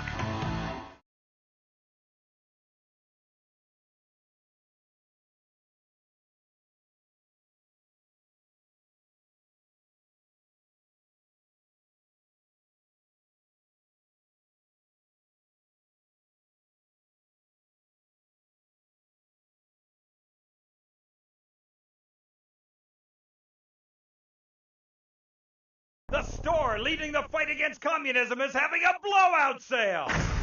Ammunition has a wide array of peacemakers. Come by Ammunition on Militia Mondays, exercise your Second Amendment rights, and get 10% off all armor-piercing bullets. We're the only gun store that lets you try it before you buy it. Need anti-tank missiles? We've got them. Flamethrowers? Oh, yeah. No credit? No problem. No money down. 90 days, same as cash. Shoot now, pay later. During the 10-minute waiting period, fire off a few rounds in the Ammunition gun range, featuring faces of famous commie pinkos. Come by Ammunition and register to win an anti-aircraft gun actually used when we whooped Australia's ass. This weekend is the Ammunition Film Festival with 3 screenings of the documentary Red Dawn. Ammunition, protecting your rights. It's the knife that saved America. If you liked the film Exploder, you'll love this enormous commemorative survival knife. In the handle, you'll find all of the things you'll need in any wilderness, disaster situation, or the jungle of your backyard. It comes complete with fishing line, needle and thread for sewing gashes back together, and an incredibly useful and durable toothpick. Tim, go on without me. I got toffee stuck in tooth. It's okay, Ho Chi. Try this. For those unplanned extended stays in the jungle, there's a saw for building your own hut, toilet paper, and a fold-out woman for company, as well as a serrated blade that can kill a man before he can scream. That'll shut you up. The Exploder Survival Knife. It's the knife that saved America. Now it can save you. This knife killed 25,000 people in Cambodia. Now, you can too. Okay, we're back, guys. I think we got the audio problem solved. You there, Nick? Yep. All right. All right, anyway, that was a bit of an excerpt from Sexual Utopian Power. Check the book out, guys. It's pretty good. I'm just looking at the chats here. Yeah, this is order male motivation. Phil McCracken, male motivation drives progress. Vested interests are key. Having children are number one. Family two. Country three. Yeah, male motivation does drive progress. You're absolutely right. And in this day and age, males are not motivated to do anything except walk the fuck out of this sinking ship, basically. Absolutely right. But anyway, yeah, some of those solutions that he talked about, they're definitely worth just thinking about. It's good food for thought. MG, how? Food for thought. The problem is, again, guys, and that's why we don't really talk about it on this live stream, is there really is no legitimate solution. The only thing you can do is focus on yourself and stay disciplined. Yeah, absolutely. Those solutions, there's so many more cards or dominoes that have to fall into place before those can be even attempted. So it may happen in your lifetime, though. It could, yeah. MG House says, so boys need their fathers, but girls need grandma. I don't know. I mean, he was talking about sort of a more day gone by age. Yeah, well, you may you may disagree with me, and I've mentioned this on a previous live stream. Is that guys look to marry grandma? Subconsciously, that's what you're looking for. It's not mom; it's actually grandma. But women want to marry a penile version of themselves. Again, a narcissistic, braggadocious, very boorish type of character. MG Howe, if you're still there, what sounds like a Hindu dowry? Sounds like a Hindu dowry. Well, but now, do you disagree with that statement? Let me hear your thoughts on it. On which one? Which statement? Guys look to marry their grandmothers. I don't know if I disagree with it. It's something I haven't considered. You haven't thought about it. Yeah, I haven't thought about it that much. I mean, I've heard guys try to marry their mothers. I see that, I guess, in the same vein. Yeah, that's more of a sexual attraction. I'm talking on a subconscious, emotional level. Because if you think about it, who's the last person you want to let down? Yeah. Would it be grandma, right? True. Very true. There you go. Yeah. Phil McCracken, marriage is for producing the next generation. I mean, that's basically what the point of marriage was in the beginning. And it created, again, an incentive for the men to rear children, to sire children. Not just raise them, sire them, prepare them. It was that factor that kind of created the industrious Western world. MG House is paying the land of the father of the woman on a dissolved marriage. Oh, okay, that's the Hindu dowry, yeah. Well, a lot of dowries are paid before the marriage. I had to pay a dowry when I married my ex-wife. Yeah, it's like a collateral. It's like a down payment. Yep. It's like a down payment. Yeah, in Catholic tradition, the woman's father's got to pay up for the man. Mm-hmm. Yeah. Why would you pay for a wife? What benefit is there? I mean, that's it's more popular in Asia. Yeah, it was popular in certain religions as well. In Islamic religions, I don't know too much about it, but there is a mention of a dowry when you marry a woman, and then how much money you have to give your wife's family? Come on. There's no set number. It's just as much as you can afford, and it Doesn't. Okay. Yeah. And the tradition is quite old now. Like people don't really follow it. I think I gave her $50. It was nothing. It's more of just a sentimentality now. Just a kind of an empty tradition. It doesn't really have a lot of weight behind it. Like, That's yeah, still strong in Cambodia, man. still is. Yeah, like water Oh yeah. buffaloes, man. Water buffaloes. Yep. Get the get get, Tame water get the buffalo. lady a water buffalo. I That's guess like the Cadillac in Cambodia, getting a border buffalo. it's like a diamond ring, man. Yeah. Is result in a financial. Yeah, that's true. The daughter does not result in a financial return. MGTOW. Indo-European theories that Right. ours. She's a liability. Yeah, she's a liability. Think of her health insurance. Yeah, she's a liability to the family too. Hardy's in the chat. There you go. Hardy's in the chat. How's it going, Hardy? How's Cambodia doing? Any water buffaloes? Well, moving along, I wanted to introduce this topic tonight, Nick, and that was, I think if you guys have heard already, it was the concept of the. I'm going back to pop culture, and I'm going back to Star Wars. We brought this up once before, but it has to be brought up again. It has to be brought up again. So we're switching gears, guys. We're going into Star Wars. Put on your light up your lightsabers because we're getting into Star Wars. Just briefly.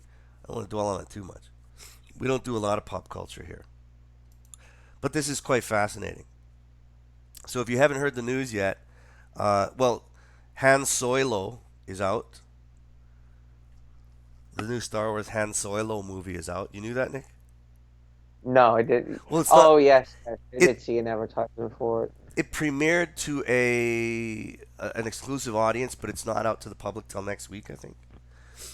Okay, so this is this is Disney Star Wars, which I bitched about before, and which a lot of people are complaining about. But let's put it right up front. Popular culture, and in this case represented by a Disney-owned Star Wars franchise, is a piece of pop culture that has existed for a generation, and they are now hijacking and turning into a politically driven, an ideologically driven agenda. Absolutely 100%. I mean, do you agree with that, Nick? Yep. Okay. So Solo's not even done yet. It hasn't. It's actually Han Solo, but a lot of people are calling it Soilo, as in soy. And it's not getting. It's not got really good. The initial reviews aren't as good as they expected. I imagine it's going to bomb pretty bad once it. This may kill Star Wars. I don't think it'll kill it, but it's going to be. I think it's going to be the worst of the Disney so far. And in fact, it's bleeding out. It's slowly bleeding heavily. out. Yeah, it's slowly bleeding out heavily. Now this and Solo has not even hit the regular public theaters. Okay, it's not available to the public yet, and it's only got a 72% on Rotten Tomatoes. Okay, which is quite low, and a 69% to watch. All right, so this movie hasn't even hit theaters for the general public. Okay, and it was riddled with a lot of bullshit during the filming. Directors quitting, new people coming in, reshooting the whole thing. The guy that's supposed to be playing Han Solo, they said he couldn't act. He had to take acting lessons so that he could kind of sound a little bit more like what's it, Harrison Ford, right? So it sounds pretty bad. And after The Last Jedi, everybody's like, we're so sick of these social justice politics in our pop media. Now, Solo's not even into public theaters, and all of these articles have come out. I'll share the screen, and you guys can look at the articles along with me. It's pretty fucking crazy. Share my screen. There's the first one. Well, let's actually not go to that one first. Let's go to this one. No, this one. Okay, here's this article. Here we go again. Lando is pansexual, claims solo writer. The actor that plays him is like a he's been a loudmouth voice for the left recently, real loud. Black Lives Matter kind Well, of bullshit. what's happening now? What I've noticed the last maybe since Black Panther came out is now the eradication of the masculine black figure. Emasculated black figure. Is that what you're saying? Yes, it's Yeah. becoming more. Yeah, that's becoming more and more popular. It's bizarre because if you want to get into race about it, you remember the other guys like Lone Wolf we had on, some of the other black MGTOWs that I pulled off of Facebook. I think it was Lone Wolf posted. He's like, I ain't going to see in this shit. They're demasculizing black males again in the media. So it does touch on the race issue there, but the concept it's completely like Disney is completely racist, right? Walt Disney himself was a very he was sort of a fan of the Third Reich, was he not? Like Disney was a pretty racist man. And so the whole industry of Hollywood is racist. I mean, you mentioned Black Panther. I watched it for the first time yesterday with my boy. I downloaded it for free. I don't pay for that shit. Downloaded it for free. Watched the movie with my son. And there is a scene where a white guy tries to speak up among a congregation of black people from different tribes. And they hoot like monkeys to make him be quiet. I was like, what the fuck? Really? I don't see how you can't get more racist than that. And all the blind, dumb black Democrats, Black Lives Matter idiots are up there raising their fists, as Disney's blatantly making fun of them. They have that they have a plantation mentality, man. Yeah, it's insane, man. Absolutely insane. But anyway, with Lando, okay, so Solo's not even to the general public, and the writer, and there's all these articles coming out. The writer, Lando's pansexual, and there's a few things I want to mention about this. First of all, the character Lando, right? I want to quit sharing the screen for a minute so I can see the comments. If anybody's got something to say about this, okay, the character Lando. Everybody's familiar with you know who he is, right? Yes. Okay. He's the black guy from Empire Strikes Back who backstabs Han Solo. That's right. Okay, so he was like a Solo. He was like a machismo character. He's an important figure. Yeah, and he was like a womanizer. If you remember the scene where they first come to Cloud City. Yeah, that's right. He was. They first come to Cloud City, and he sort of like psychs out Solo. He's like, I can't believe you dirty, rotten, you came here. And then he goes, hey, how you doing? And they kind of hug. And Solo's sort of a little bit kind of put off. And the rest of his crew, which is like Leia and the droids and Chewbacca, are kind of 10 paces back kind of to see what happens. And then he goes, okay, so everything's good. Leia comes forward, and the first thing he does is he takes her, he starts sweet-talking her, kisses her hand, takes her by the arm, and marches her into his Cloud City. Very kind of a womanizer. It's the same way Han Solo was, right? Mm-hmm. A black Han Solo. He's a black Han Solo. He was a smuggler, a gambler. He was a ladies' man. He was a womanizer, man. All of these traits, very clear. This is an old character to the franchise that everybody knows and loves. So then we get these articles that say the writer of Solo, which again, like I said, hasn't even come out to the public, saying Lando is pansexual, claims Solo writer. Now, he says Solo, a Star Wars story co-writer Jonathan Kasdan, this is a co-writer, has confirmed as much, giving an empathetic yes when posed the question. So again, I'm telling you, this shit is engineered. Okay? They decided he was going to be pansexual a long time ago. They have to announce it because it's identity politics. Okay? It can't be a natural part of the character and the story of the character. It has to be announced. Okay? And if you notice, Huffington Post asked the question, hey, is this character going to be gay? And the writer, yes, he is. So it's all conditioned, it's all trained, this is all, it's all scripted, all of this. And he says, in one of these articles, it mentions how I've always seen Lando as a sort of fluid character.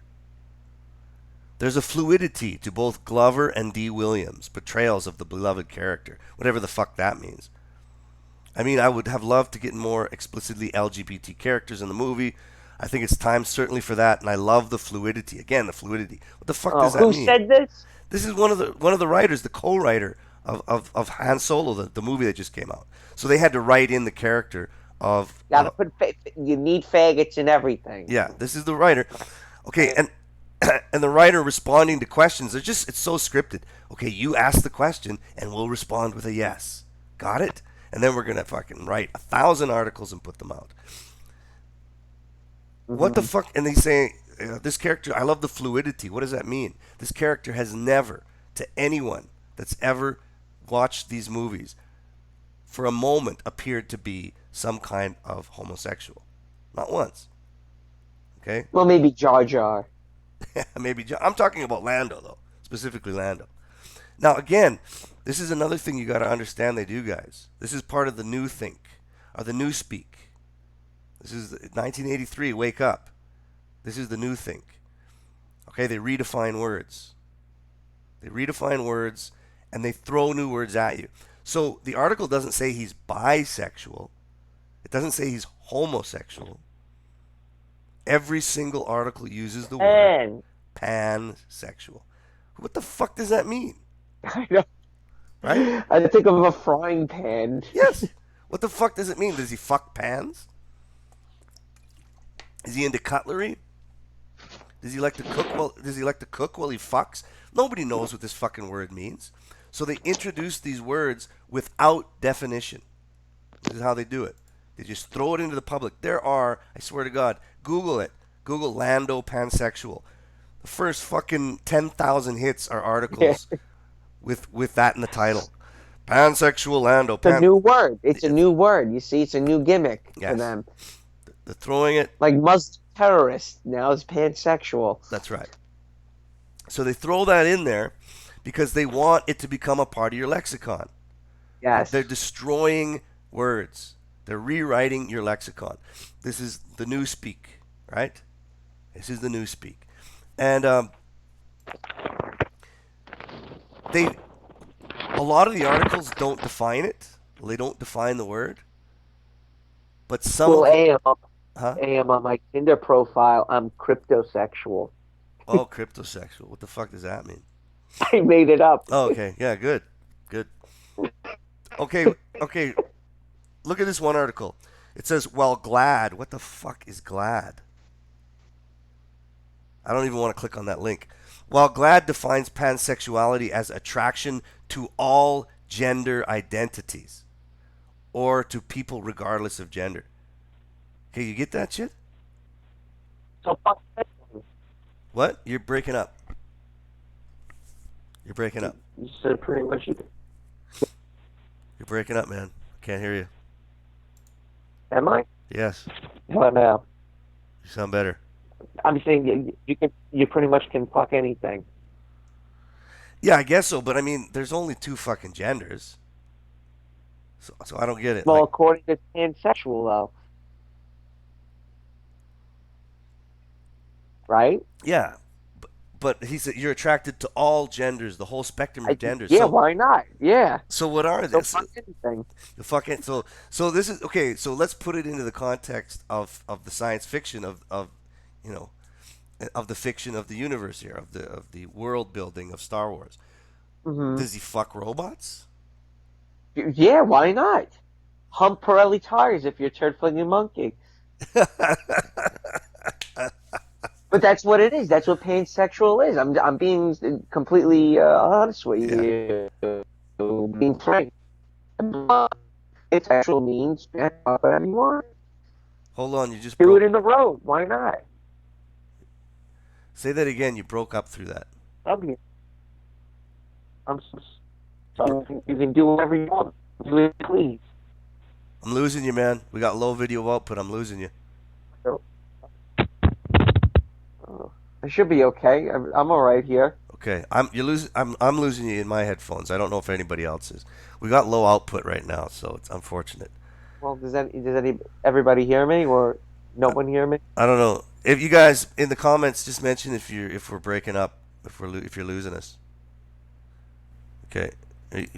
So here we go. Lando pansexual, which means he's according to the definition of these morons, is that he is attracted to anything, which means he might. Here, let me read this. The film's trailers have prompted discussion over Lando's flirty banter. Now, again, this is not a trailer of Lando. This is the trailer for Han Solo's film, right? The flirty banter with Han, even a potential attraction between Lando and his droid co-pilot. There you go. I haven't seen the trailer. I don't want to. I'll watch it later. But so according to these guys, he's flirting with Han Solo and his droid. Now understand this. He's not going to commit to any pansexual activities in the Solo movie. And people have seen it already, and obviously he doesn't. But before the movie even comes out, they're tossing this about this character. And what they're saying is they're going to make a Lando movie. That's their next move. So I want you people to understand this. I want you to understand that within a year or two, there is a very strong possibility that Walt Disney is going to release a movie of a black man who fucks robots and men in space. Are you there, Nick? Did I lose you? Nick, are you there? Sam? Yeah, I hear you. Okay, but you're breaking up, man. Oh. I can see your face now. You got your video rolling. Okay. I hear you. Can you hear me? Yeah, make out. MG House says you can hear us both, but for some reason, you're breaking up to me for some. Fuck. I hear you. You sound fine to me. Okay. You're not rubbing on your mic or anything? Nope. Fuck. Yeah, Connect Tech is low, man. Phil McCracken, Connect Tech is low. I had better connections in Indonesia, for Christ's sake. Anyway, so yeah, again, guys, just get prepared because Walt Disney, we know, Walt Disney, the company that built its wealth off of theme parks for children and cartoons, will eventually be releasing a movie whose main character is a black man, pansexual, a pansexual black man who fucks robots and men. All right, this is the shit they're pushing down our throat. Now, now wait. Before you venture any further, what I want to see now is this character Lambo is now going to get married to a robot in the movie. Yeah, it possibly could be. Yep.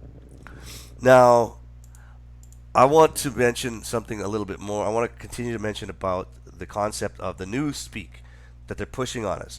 So all thousands of articles, this word suddenly drops out of the air for the general. Now imagine you're not us. Imagine you're just, I don't know, mom or dad perusing the internet, and this article pops up. You're like, oh, what's pansexuality? Okay, it's thrown into your lexicon. You don't understand it. Half the articles don't define it. You might find it somewhere. But I wanted to just read from the preface that talks about this. This newspeak from that, the preface from that Quran I told you about. Okay? So the author says this. When I was a child, gay meant happy.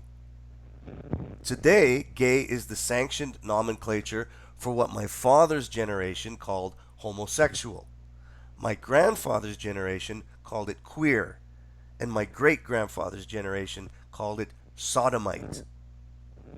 The day may come when any connection between gay and happy will be expunged from the lexicons and popular memory altogether.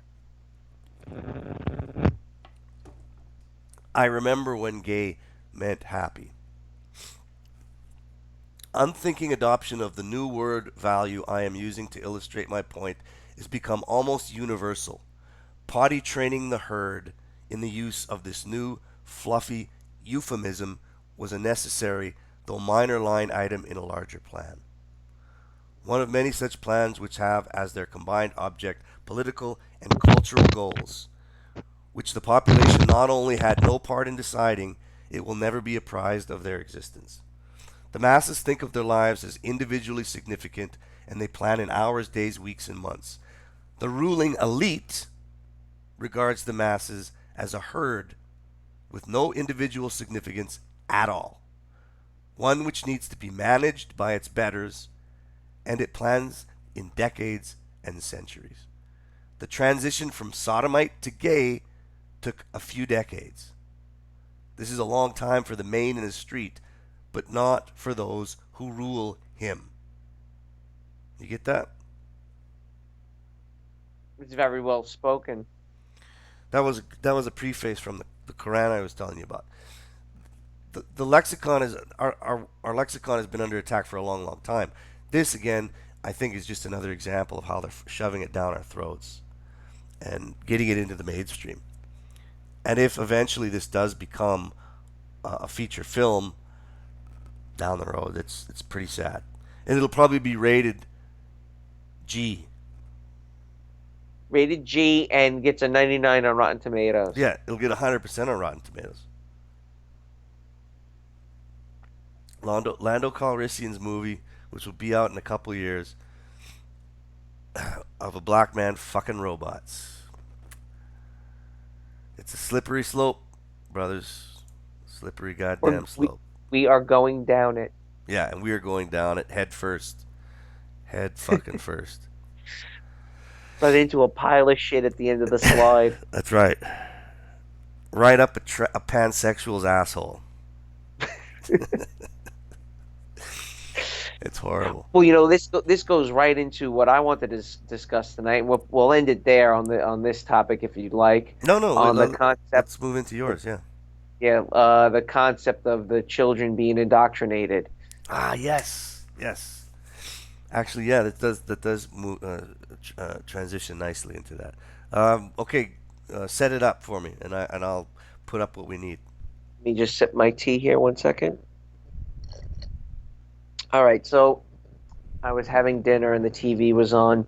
This is my little brother and my stepmom, and all three of us are watching the TV while we eat dinner. And there was this PBS kids show. Now, you do know what PBS is, right, Public Ayam? Broadcasting, yeah. Public Broadcasting for Canada and the United States. So PBS is now North American, right? So if you have with the breakdown of the borders, TV is now jumping borders also, as you're aware. I mean, look at the internet, right? Yeah. Right. So the show that was on was a show called Odd Squad. Odd Squad, a Canadian-American children's live-action educational television series that premiered on TVO Kids in Canada and PBS Kids in the United States in November of 2014. The show features child actors whose characters are employees of the Odd Squad, who use indirect reasoning and basic math to solve and investigate strange happenings in their town. The series is general satire of the police, procedural, and spy fiction genres, and uses humor to teach the audience basic math skills and math-related topics. Odd Squad has been named for various awards, including Emmys and Canadian Screen Awards, for a total of 60 times, winning a fair bit of those nominations. So this is a very popular TV show for kids. As you see, I mean, 60 times being nominated for something is quite a lot, especially with Emmys and stuff.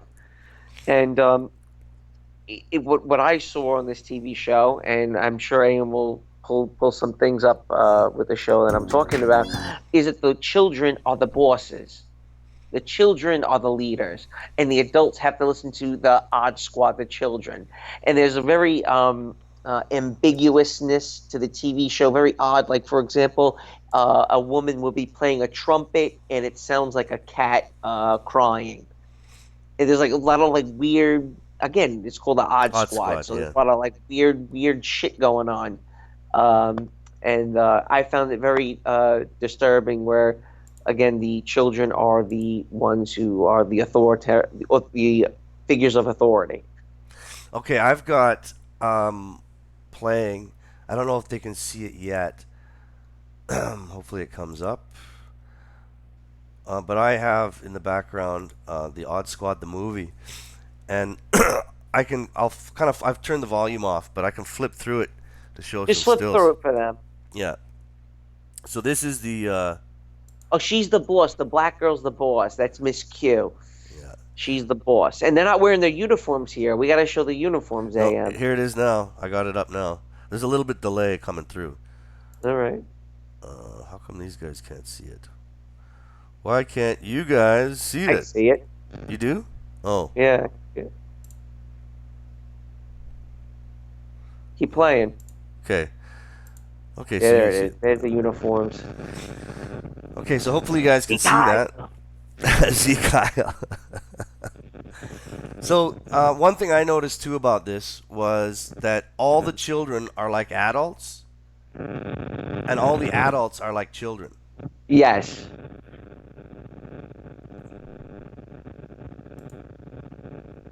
Which is really weird.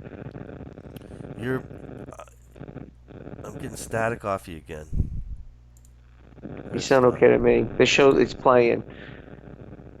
Yeah, the show's playing. I don't see it in the. Are you looking at the stream? Yeah. Okay, so it's working. It just hasn't refreshed on my other page here.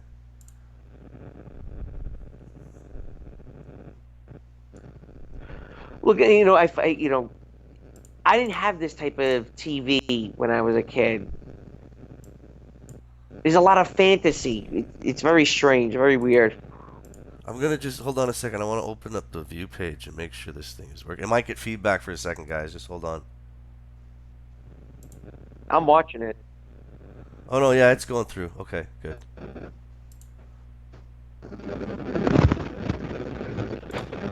Okay, Nick, we're getting a lot of static from you, man. A lot of static. I'm not even doing anything right now. That's so weird. Maybe I'm the only one that can hear it. Yeah, you sound fine to me. Okay. So anyway, what you're seeing here, guys, is the Odd Squad. Now, Nick brought this up because now you were saying it was kind of Nazi-esque. Yes. What and how so? Well, again, the concept where the children are now the adults and the adults are now children. And the point I wanted to make is, when you're a teenager, it's a time to fuck up. It's a time of imperfection.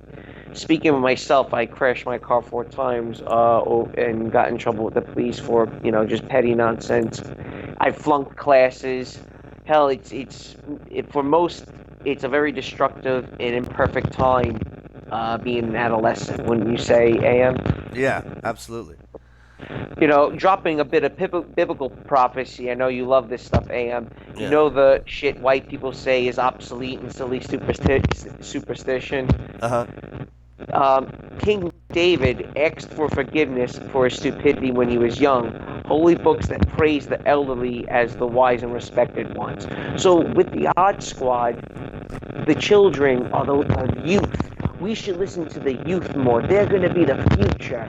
Only if we listen to children more, right? They would lead us to the future. I mean, old people don't know how to use the internet. They don't know how to use a keyboard. We should let the children lead.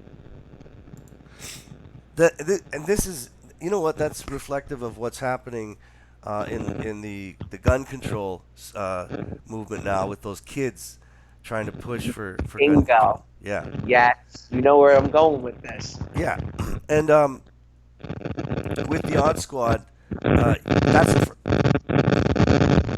man, why am I getting static from you so bad? It's you. You're cutting out a little bit now. Can you do me a favor and drop out and come back into the call? Sure. Just see if that works. Okay. Okay. Sorry, guys. I don't know. Technical difficulties seem to plague me a lot. I don't know. I'll blame Canada, I guess. I'm just gonna get Nick to drop out and come back in again. It says connection was lost. Come back, Nick.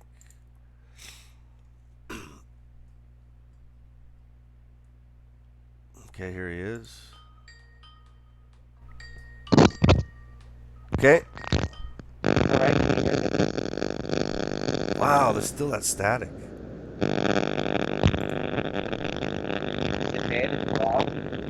Yeah, the static's getting worse. We'll go to commercial. All right, we're going to go to commercial one more time, guys. We'll be right back.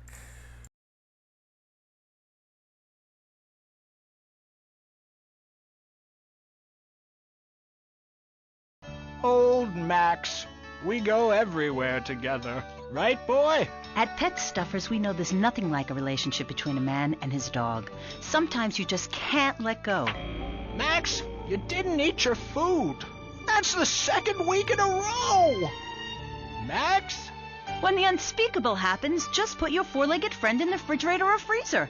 Then call Pet Stuffers. We'll be there within a week to pick him up, and in less than a month he'll be back as good as new. Through an ancient Egyptian miracle process called taxidermy, you and your best friend will always be together. Yeah, that's a good dog. Pet Stuffers, when you just can't let go. And coming soon, grandparents forever. Highlighted hair? Vacant brain dead look in your eyes? Something missing? Complete the look. Complete the look with men's eyeliner at Vice City's one-stop shop for people who are cool when they cry. Wow, you look ambiguous. Complete the look. Howdy, partner. It's 4:30 in the morning here at Farewell Ranch, and it's time to get up and work the old cows. Get up, y'all! At Farewell Ranch, old people don't sit around stagnating, watching game shows and talking about the good old days, sinking into the grave in a urine-soaked mess. At Farewell Ranch, they sweat and toil until the breaking point and keep that miserable contemplation of mortality at bay. Hell, at steering time, we'll work Grandpa so hard he'll wish he was dead. At the end of the day, he'll sit down in the bluegrass, eat a bowl of commemorative beans, and enjoy sing-alongs at one of our nightly funerals. It's the Cowboys Code. Work hard, don't shower, and die in your boots. Right, Norm? My prostate. Farewell Ranch, the only way to ride into the sunset.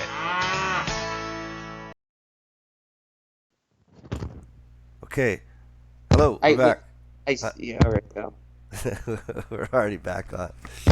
It just sounds like there's a loose, like the plug-in is loose or something.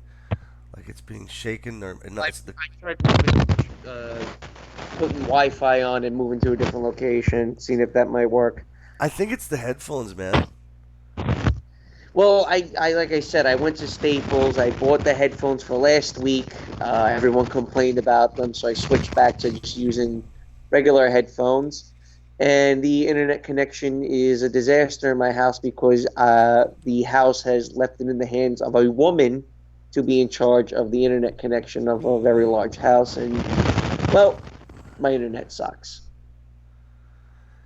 That's true. The fuzz. Technical difficulties in Canada. That's Trudeau queefing as his wife is begging him. Look, you sound. There's no static coming now. Just try not to move. It sounds like. All right. It sounds like the mic is kind of. It's not going in. The jack is kind of loose or something. That's the kind of static it sounds like. It doesn't sound like interference from the Wi-Fi. But it sounds fine right now. Now it sounds fine. Yeah. All right, so let's just pray to the gods. All right. Okay, so anyway, go back to Odd Well, I'm Squad. saying it's a time to fuck up being a teenager, and these shows like Odd Squad are brainwashing very young children. I mean, think of how many people are obsessed with Harry Potter. Harry Potter is pagan, bro. I don't think anybody realizes how much paganess Harry Potter really truly is. You know, it's sorcery, it's bullshit, it's superstition, it's nonsense. You know what I mean? Yeah. And because of the lack of role models and cultural Marxists, and they've turned these children into like pseudo revolutionaries. Indoctrinating the next generation, leading to the most arrogant, self-absorbed little shits we have ever seen. Have you talked to a 15-year-old? It's terrible. It's a Yeah. horrible experience. No, I don't. I don't really talk to many kids these days. The youngest I would talk to is people that are old enough to drink. They come in at like 18 years old. That'd be the youngest. That come in to buy booze. It's my birthday. I want to get fucking wasted. Well, you have teenagers doing mass school walkouts. Where are the teachers? Where are the teachers? Well, guess what? You pull tenure away from the teachers, and again, if you want to go down the Molyneux path, he thinks tenure is a horrible thing, and we should get rid of it. Hey man, are you moving around? A tiny bit. Wow, that's Can you hear me? great. It's really loud for me. I'm really not doing much different. Are you using the same? Are you using the same headset you used before? Yeah.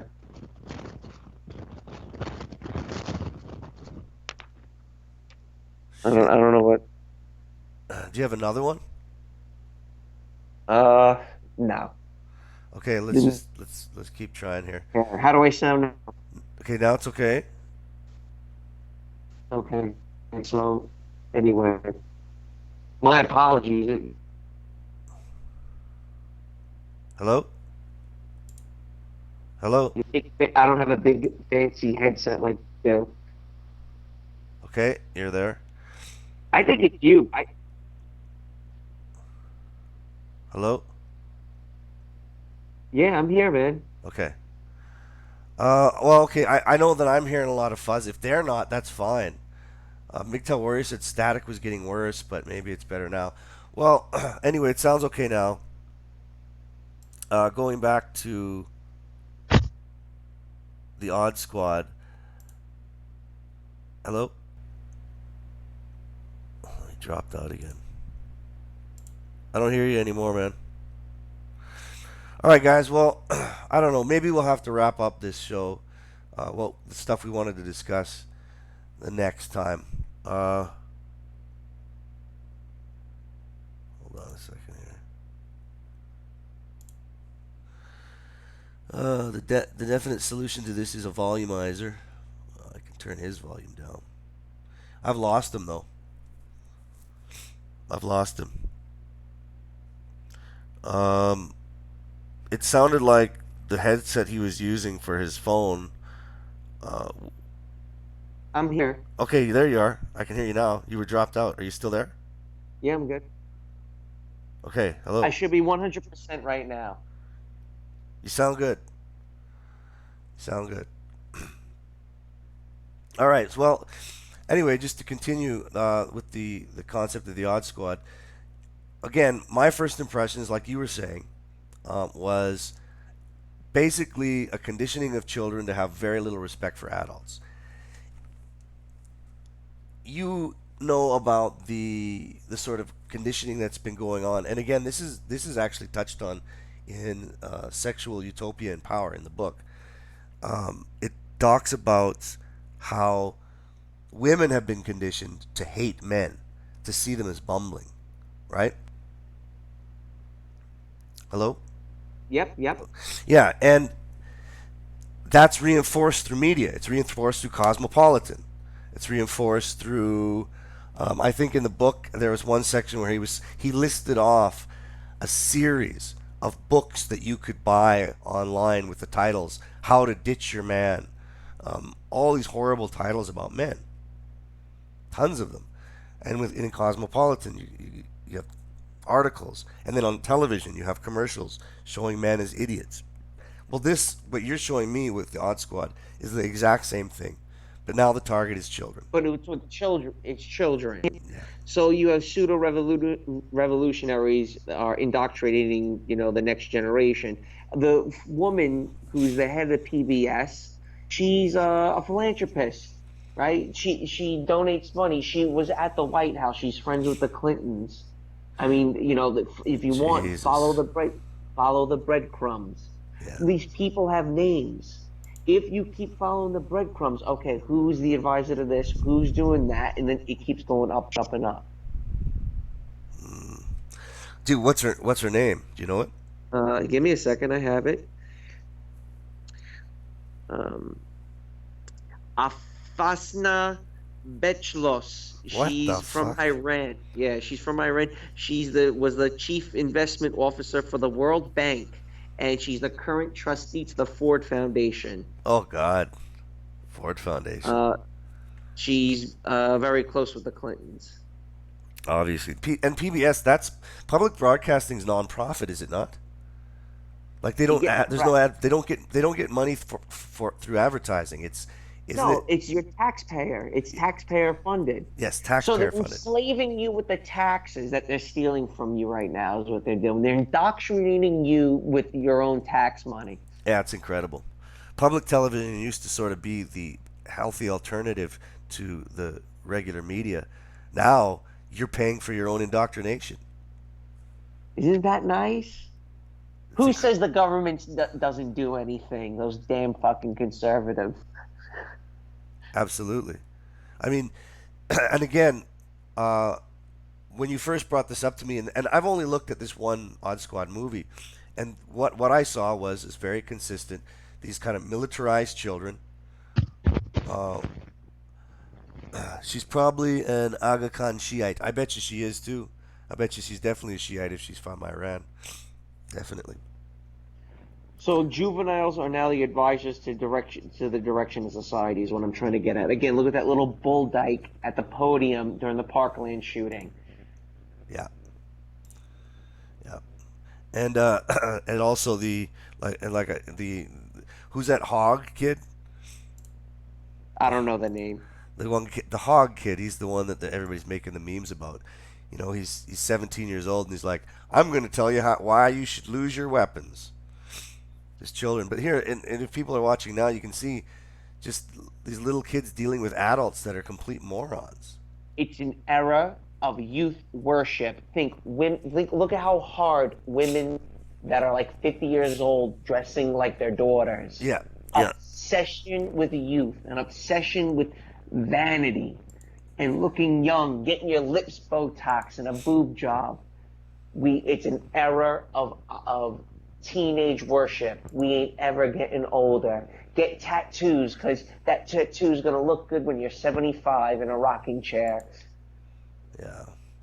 The 18 for life tatted just above your ass.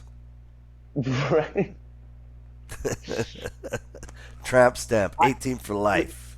A little bit more biblical for you. Isaiah stated that God will punish Israel by having the young in high places. Jesus, that's prophetic. Pol Pot, the Khmer Rouge. What did Pol Pot do? He armed the children. And here's a great story. I'm lying in bed with my Cambodian missus. Yeah. And I used to listen to Michael Savage before I went to bed. You know who Michael Savage is, Ayam? Yeah. Yeah, I know. So I would listen to Michael Savage before I would go to bed, and he mentioned how Pol Pot gave guns to children. So there would be a boy that's 8 years old lugging around an AK-47. And my girlfriend heard Michael Savage say that, and she started laughing, and she said, "That's true. Pol Pot really did do that. They did it to my mother. My mother would be lined up in a rice field, and a boy that was 8 years old would drop the AK-47 and would start shooting because he dropped it." Holy shit. Yeah. Well, then you have Hitler Youth. During the Nazi regime, prior to when Hitler was first seizing power, they told the children to rat on their parents if they spoke ill of the Nazi regime. And that's very reminiscent of 1984. Yeah. So, do you know where the first time I heard a comparison to Hitler Youth that in modern times that I can remember was the Obama Youth. You remember that? What was that about? You don't remember the Obama Youth? Like within 2 years of his first presidency, the first what do you call it? His first term. They had this huge Obama Youth program, and they had kids dressed in uniform, marching and reciting stuff like "I will be faithful to Obama." It was fucked up, man. You never saw that shit? No, I never seen that. Yeah, that was real. I thought I knew everything. I thought I knew everything about that bozo. No, they had Obama Youth. Yeah, I mean that shit. I mean, so what we're talking about as we watch this Odd Squad stuff is this has been going on for a long time, and dictators and people in power have manipulated and used children and conditioned children in order to form a society that kind of bends at one knee to their whim, to their will. This is the shit that's going on. Now, there was one other video that you sent me. You want to do that one? Which one did I send? Oh, yeah, do it. Yes. Okay, so this is courtesy of Mark Dice, by the way. Okay, so the next one here is called Active and Film Propaganda. I think maybe you guys have seen this because this did float around through Twitter and through the social media ranks here. I need to just put the interact on here. Okay, I'll play it with sound.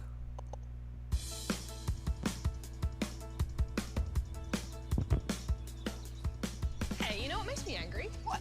When people say stuff like, girls are gentle, girls are sweet, girls are emotional and weak, girls don't play sports, girls don't play games! Oh, what about boys will be boys, or boys don't cry, and hey, don't get your dress dirty. Oh, rad, people don't like bossy girls. Oh, wait. What? One more. He only teases you because he likes you. Okay, just the first fucking 32 seconds of that clip, activism film. And then actually I took this off of not the PBS site that originally aired it. This is from a different YouTube site that's saying the title is the activist film Feminist Indoctrination for Kids by the ABC. Now, is the ABC non-profit or no? No, it's public also. It's public also. Yes. Tax That's paid. why I lumped it in with Odd Squad tonight. Wow. 'Cause they're both public funded. Taxpayer. You're paying for this garbage. Wow.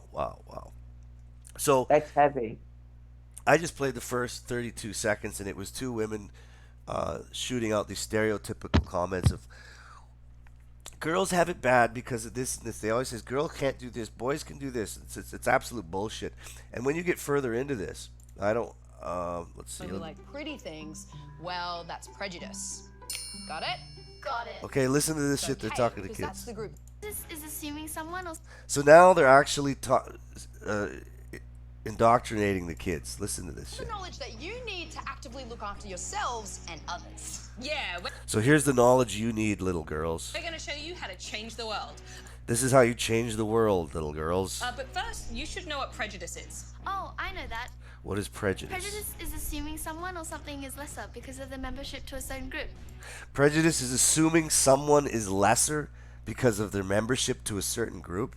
What the fuck kind of definition is that? Where do they pull that shit out of their ass, man? Any dictionary that you open up to and look up the word prejudice, it will not mean that. That is insane. Again, they're changing the lexicon every day. Prejudice doesn't mean what it means anymore. Not what it meant to your father, not what it meant to your grandfather. It has a completely different meaning. Now it means that it means you treat someone lesser because they belong to a certain group. That's such a load of shit. So it's like thinking one group of people is superior than another. See? Told you I was smart. Holy Christ, man! They're teaching these bullshit ideas to two little girls. So how do stereotypes Quote and from Isaiah, prejudice... I will give children to be princes, and weak effeminate children shall rule over them. The young shall rise up against the old, and the dishonorable against the honorable. That's more prophecy for you. Yeah, that's insane, man. Listen, Ayam. Now, me and you, we talk religion on here, and you MGTOW guys get all butthurt. Yeah. You want to get butthurt about religion? Go join Sentient Void and talk about trilobites. Right? Talk about trilobites. Yeah, really. And a monkey genocide where only like 2 monkeys died, and that's proof that monkeys are like humans. So what I'm trying to get at, I know ripping on Void here, is that what's being waged against you now, regardless of you being religious or not, you're in this, and the war is biblical. I know it's an uncomfortable reality to face, but it is a biblical war being waged against you. Even if you don't believe in God, you're still in it. Well, this is the thing: is the religions of today, including Islam. It doesn't matter if you're Shiite or Sunni. It doesn't matter if you're Catholic or Protestant, Orthodox. It doesn't matter if you're Jewish. All of those religions, all of them have been co-opted, and they are pawns in a game. They are pawns in a game. Mm-hmm. You can. That doesn't mean you should be afraid to find out the historicity of these things, because it'll teach you a lot. But all of these are pawns in a game, and they're being put into place. The kind of prophetic statements you're just making about this children's stuff, it's absolutely insane. And again, like I said, these people are changing the lexicon. I want to just kind of do a little bit more of this. Hold on. Link up. Okay, excellent question, Mini Pip. And I'm going to give you guys an example. So, to say that someone You presents as a brainwash girl the is young. Oh, sorry, is it playing? Yeah, hold on. Give me 1 sec here. okay, because that's the group that they fall into. To say that all girls love pink, well, that's a stereotype. And to say that girls don't have any interest in things like science because girls only like pretty things, well, that's prejudice. Got it? All right. Anyway, it's pretty sad that these things exist and that children are being conditioned through the taxpayer's dollar. Really. What did you want to say there? I'm not gonna play this clip anymore. I might just skip through it without the sound. Well, but what were you gonna say? Yeah, let it play through without the sound. You got that article about the abo, right? Yeah, I'll bring that up. Okay, save that. But okay. You listen. What I've written some points down here after watching Odd Squad. You brainwash the young to destroy what was built by forerunners of the society. Kofi Annan, the former secretary of the UN, said that we should have the young lead for a change. And I quote, just imagine what solutions might be found if young people are given the space and encouragement to participate and lead, end quote, by the UN Secretary General. Jesus Christ. You now have the Pope Francis, the Jesuit priest, pushing the notion, like the former UN Secretary, that the old is sedating the young. The old is sedating the young to keep them away from getting involved in politics and appeal to them to become activists and to topple the old. And that is from the Pope himself saying that. Holy shit. You've got the UN Secretary and the Pope saying that shit. Yes. Pretty much echoing each other. Now, let's talk a little bit about Sentient Void. What was his SVD? What was his nickname he gave him? Male Sentient Void. What was it? What's that? What was the what? A Sentient Void has a Darwinistic thinking, right, Ayam? Yeah, definitely. Okay. Well, in his theory, is that you should just kill off the old. Right? I mean, the old, if we're going to go down the Darwinistic dog-eat-dog world, wouldn't you just kill off the old as being weak and enfeebled and, useless? Right. So why not? Your society is valued based on how well you treat the vulnerable.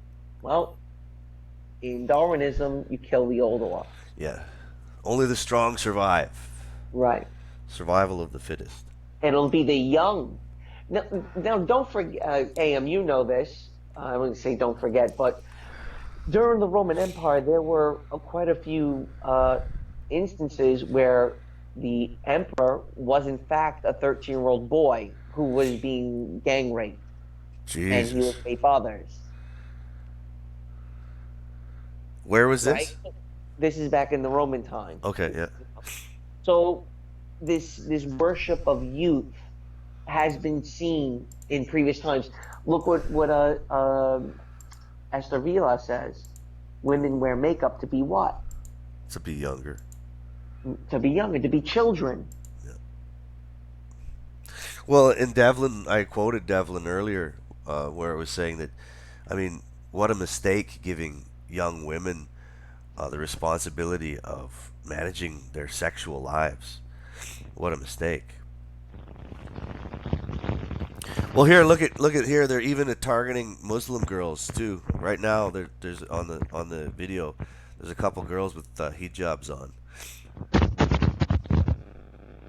That's the other thing is how PBS and any type of form of public funding, any type of grant given to you by the government, there's some type of minority push where they need to be included, and they just we need to make room for the minorities. They need to be encouraged to join the youth participation. It's just constant. There is a push not only with the PBS, well, not just with, it's in everything. It's in every form of media, that push. Well, when you get grants from the government that state you have to do this, or you'll get your funding pulled and you got to give us the money back, and these towns and districts are desperate for money, so they take the grants from the government.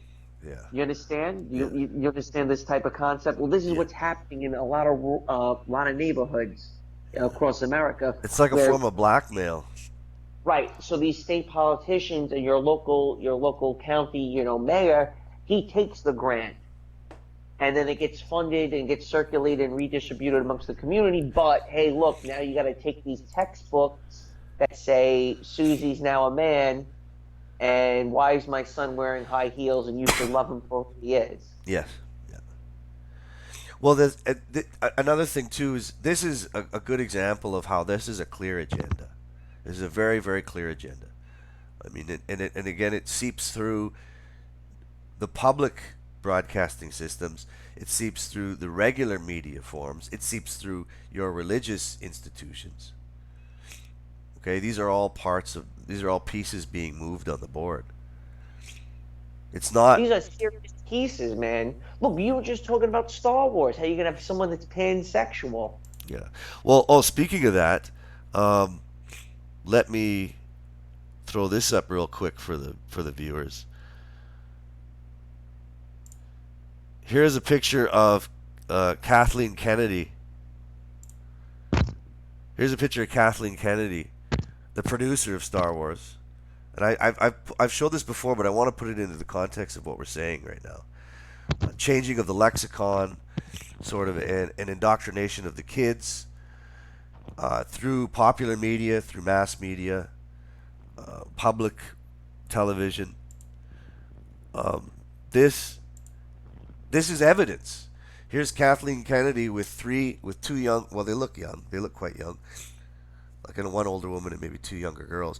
And on her shirt it says the Force is female. You can't argue. You can't criticize the new Star Wars, the new Disney Star Wars. You can't criticize how well the film is made, or how well it's written or directed, or the score, or the characters, or how they write the characters. You cannot criticize it today unless you criticize their motives and intentions. Right. And they wear that on their goddamn shirts. All right, that's one. That's the producer, Kathleen Kennedy. Okay. All right, she's in charge of Han Solo as well, and the director of The Last Jedi. All right, the director of The Last Jedi, Rian Johnson. Here is a screenshot I took of a tweet that he was that he replied to. This lady named Amy Nicholson tweeted out a set of t-shirts, t-shirt buddies, and Ryan Johnson tweeted, "I want one." What does the t-shirt say? "Ask me about my feminist film agenda." All right? This is Ryan Johnson. He's the director of Star Wars. These are the people that are going to bring you pansexual robot fucking Lando Calrissian. Okay? Soilo is coming out. These are the people that you pay money to every time you go to see their movies. Every time you go, well, the movie might not be that bad. I'll just pay my $20 and go to the theater and be entertained. Okay? Every fucking time you do that, you're giving these people authority to continue this. This isn't some kind of fleeting, passing fancy. But the big question is, AM, is when do they give these animals teeth? Do you see what I'm saying? What's going to be when are they going to give these animals teeth? Like, well, who's the animal? The cultural Marxists. They already have the teeth, man. They already have the teeth. I mean, think about it. The voice of these people is social media, and social media's voice is, it is these leftists. It is these Marxists. Well, they've had it for a long time. They've had it for almost 30 years now. It's been a long time since a real conservative body was in place. Aussie Manly Man's here. Hey, how's it going, Aussie Manly Man? He says, it's not just the media in Australia. They keep trying to push this shit in school programs, too. Yeah, that's something we left out. It's in your education, right? Sexual education, especially. They try to push it through sexual education because that's not... a lot of sexual education now is being sourced out to third parties. I bet you didn't fucking know that. And so it's not considered a part of the curriculum. That's how they sneak it in through the back door. So are they ignorant to what the future of this path will look like, or knowing and steering through? No, they absolutely know what they're doing. That's why they wear the t-shirts. That's why they wear these t-shirts. That's why Ryan Johnson, and again, going back to Star Wars, sorry if I do this, but that's why Ryan Johnson, who directed The Last Jedi, and why the producer, Kathleen Kennedy, that's why they wear these shirts. And that's why the reason these icons, these cultural icons, pop icons, are being torn down from the top down. They're being destroyed. They're killing them because it relates to the old world. The old world is the patriarch. The old world is the adults were in control. The old world was children being raised in a functioning society. Their goal is to tear it down. It's nothing less. They're not taking over these old ideas and old characters and old stories and completely destroying them because they think it's fun or they think they have a better way of doing it. They want to literally destroy it in front of your eyes. They know exactly what they're doing. They know exactly what they're doing. They want to bring you down with them. It's not like they can just leave it alone. No. They got to go ahead and destroy it. Like if you want to look at it from a religious perspective, these people, their entire motivation is to turn you away from God, but in a more secular sense, the truth. That's their goal. They have a motivation. They want to turn you away from that because that's their motivation. That's all they want. It was also most women don't, because most women are just pawns. Most Muslims don't see it. Most Christians don't see it. They're pawns. They're all pawns. But these people that have the authority and power to continue to churn out these public broadcasting episodes, to create curriculum for your schools, Hollywood productions, they have the power. They have the authority. Ryan Johnson wear a shirt. He can film a Star Wars movie, put on a shirt that says "Ask me about my feminist film agenda," tell you exactly what he's doing, and there's nothing you can do to stop him. And there's a lot of useful idiots and sheep that just sort of accept Again, the youth. Yeah, the youth. It's the youth. And then they reward the youth and make the youth have the ability to do stage a huge mass walkout in his high school and let the teachers just sit there and take it. Yeah. The prisoners are running the asylum is what is taking place. Yeah. Again, who's the one that goes on the pedestal? It's 22-year-old Brittany who's listening to fucking rap music and driving a white Audi going to Santorini. Yeah. She's the end-all, the be-all. She is the queen, the deity, and now she wants to take your gun away. Yeah, and in fact, now that Ozzy's man is here, I'll bring up that article now. We can just quickly look at that through. I'll share the screen here. There was a backlash, and this is there's a few things that do happen in the real world. I mean, there's still real people in the world that try to oppose this bullshit. I mean, just us sitting here discussing it is part of that. But the article I have up, the Daily Mail, says, "I don't want my kids having bullshit shoved down their throats. Australia's first Aboriginal government leader calls for the ABC to be privatized after the broadcaster's white privilege propaganda on a children's program." Now get this. He's an Aboriginal. And he's sick of the shit. It says, Australia's first and only Aboriginal government leader has called for the ABC to be privatized for featuring a white privilege message on a kids show. Adam Giles, who made history in 2013 when he became Northern Territory Chief Minister, has slammed the national broadcaster's Me channel for comparing a straight white male to a refugee woman. That's great. Yeah. I will defend the ABC, but my reaction on seeing that is sell them, privatize them. But and this is the right reaction here. These guys are using taxpayers' money to say how because he's white, he gets everything in life, and you as a refugee don't. And so listen, but the more frightening thing is that white people make up like 90% of the population of Australia. I know. It's incredible. They're doing it to their own. They're doing it to their own kind. Yeah. Well, it's happening in the States too. It's happening in Europe. It's happening in Canada. It's happening. Okay, so this brings up the very uncomfortable topic. Who's doing it, and who's responsible? Yeah. Families. There's families. Very wealthy families. What about a group of very wealthy families like that? What kind of people are they? A lot of them identify as Jewish. Okay. Yeah. Are you for or against transgenders being promoted on public broadcasting? Absolutely against it. You're completely. Well, guess what? Jews are for it. I know they are. How about the browning of Canada? Are you for that or against that?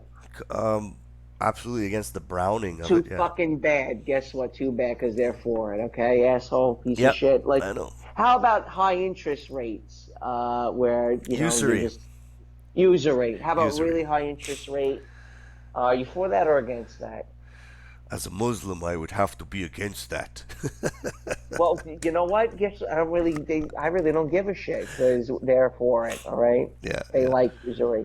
How about pornography? You for it or against it? No, I'm against pornography. Well, guess what? That's another one they are opposed to your point of view. How about OxyContin, painkillers, and pushing those up on the masses? Fentanyl. Are you pro fentanyl or anti fentanyl? No, nobody is. You're anti. Absolutely anti. Okay, well, guess what? Too bad Jews are for it. Okay, yeah. Piece of shit. How about I can keep going if you want me to just keep going? No, I understand. Absolutely. Well, and pretty much everything of feminism. How about you? Yeah. Well, look, it's if you want to be honest, and we should all be honest to ourselves. We need to understand that a lot of these movements, yes, were and still are, they initially and still are funded through Jewish groups, Yeah. Jewish lobby groups, people that identify with Jew, they self-identify as Jewish, but they're not. The concept. It's an uncomfortable reality. It's an uncomfortable reality, but you got to understand these people that identify as Jews. They're secular. They're not. They're not. Atheist, actually. They're atheists. Yeah, they're atheists. So their Jewish nomenclature, their Jewish name, is by design. They chose it for a reason. They picked it. They picked it out of a set of many, and they kept it because it benefited them. They'll identify as Jewish, and we can call them Jewish, but really, they're not. At their roots, they're not really Jewish by modern definitions of the word, whether by race or by religion. They picked that title out of many, and they've held on to it. They've hung it around their neck, and they maintain to use it because it benefits them. In this moment, it benefits them. In this moment in history, those families are benefited by those titles. And there's always a guard.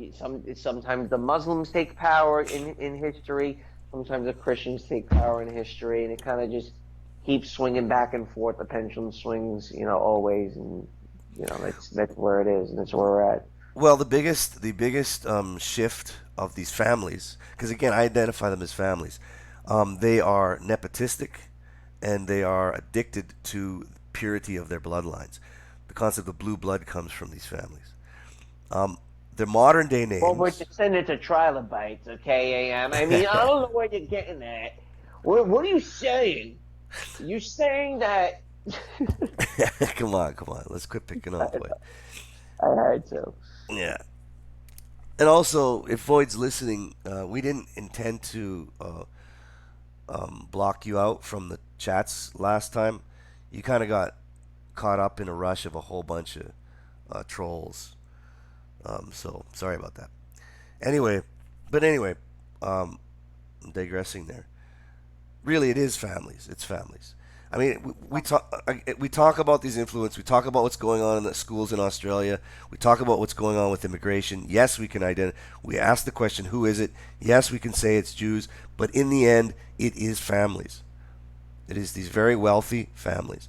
Some of the names are well known, like Rockefeller, Rothschilds. Anything that ends with a Berg, that's Jewish. Or Stein. Yeah, Berg or Stein. Or Bloom. But you have to understand, Berg, Stein, and Bloom are all German surnames. They're German. Okay? Berg means mountain in German. Greenberg, Bloomberg, Goldberg, Gutenberg. Gutenberg, good mountain. Those are German surnames. Why are they German? Why are they German? You tell me. You don't know why? It's because the adoption of the Jewish concept within these rich families happened during World War II. Mm-hmm. They were all German nationals at the time that had migrated there. And so they adopted German names, and to this day they still use them. That's when they decided to be Jewish, because it was to their benefit. Because the idea of the originators of virtue signaling victimhood started after World War II with the Jewish people. Look, again, I really go back to just everything that you hate with a burning passion, they're pretty much for it. And that's really what it boils down to. Yeah. It's because those families, they know what they're doing. They know exactly what they're doing. They've studied this for hundreds of years. The human brain, psychology of the masses. Yeah. They know how to manipulate and use it. Psychoanalysis, the entire construct of psychoanalysis is Jewish. What's so brilliant to me, and this goes back to ripping off the rosy glasses, is that how many people can't see it? How many people can see it? Cannot. Oh, cannot. cannot see it. That is something that blows my mind away. And this makes me want to ask you one question. What made you take your glasses off? What made me take my glasses off? Yeah, how did you wind up to where you are as far as your wealth of knowledge and stuff? What really sparked it all? Your catalyst, your ground zero to everything that's going on. Was it your wife leaving? I mean, were your glasses taken off while you were in Indonesia, or was it something that happened prior to you leaving, or maybe coming back? What was it for you that really shocked you into like, wow, something really nefarious is happening right here, right now? It was the thing is it was a long time ago because I knew about this shit when in my early 20s when I was still in Canada. Obviously, my knowledge wasn't as deep, but I'll give you an example. When 9/11 happened, right? When 9/11 happened, and 9/11, we've been telling our viewers that one day we're going to talk about that, dedicated show to it, and we will. But when 9/11 happened, September 11th, 2001, I was working I was working for a company called LFS, Lethbridge Family Services, and I was working with brain injured people. I had a number of clients, and I used to pick them up I would pick them up at the office, pick up clients. I'm getting your static again, man. Sorry. Am I all right now? Still going. Just keep talking.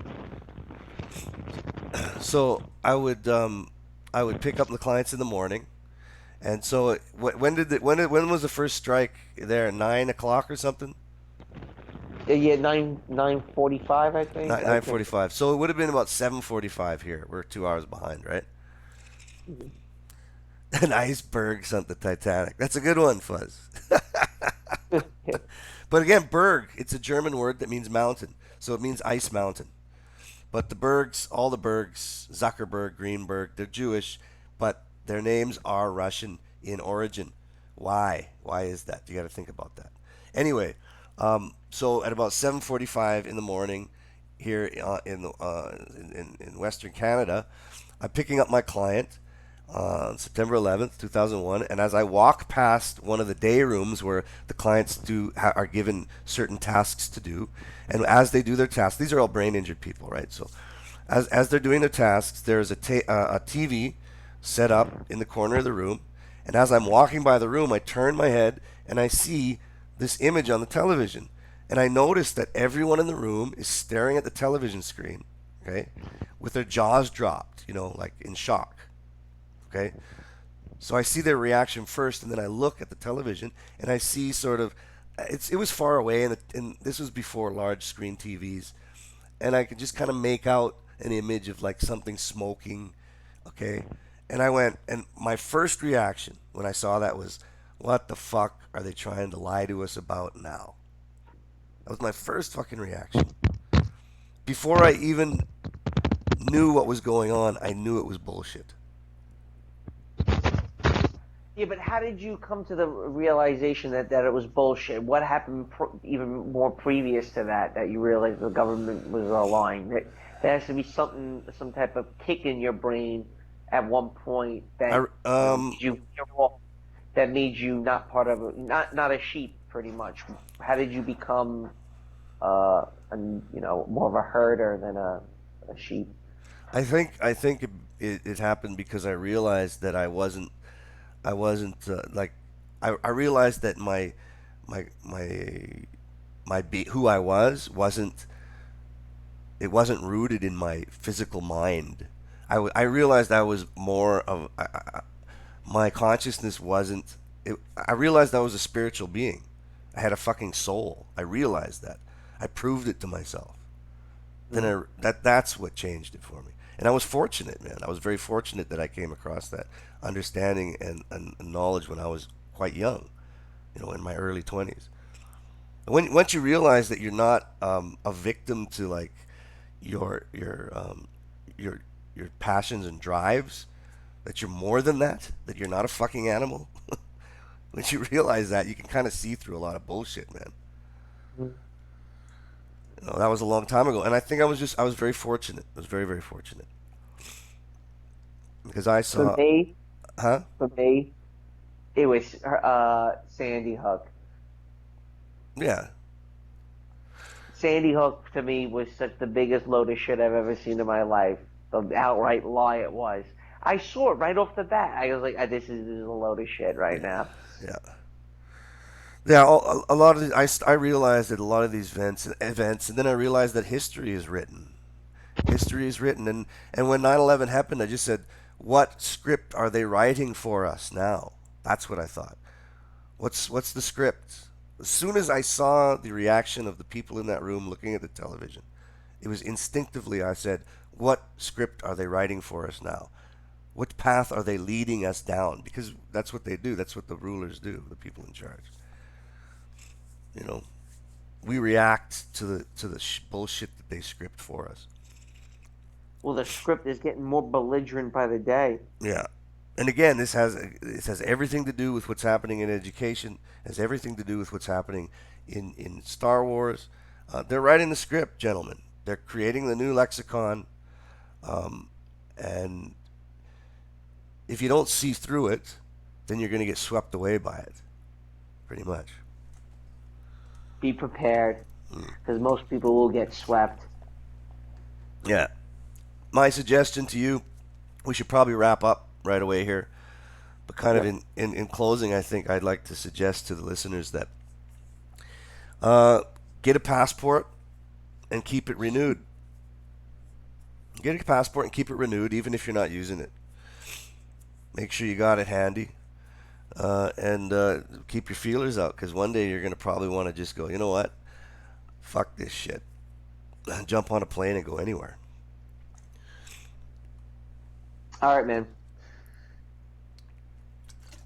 All right. Anyway, thanks for listening, guys. We're going to call it out. We kind of went a little bit farther than we thought, but thanks for coming on. Appreciate it. Hopefully, you were at least to some degree entertained, and maybe and maybe learned a little bit.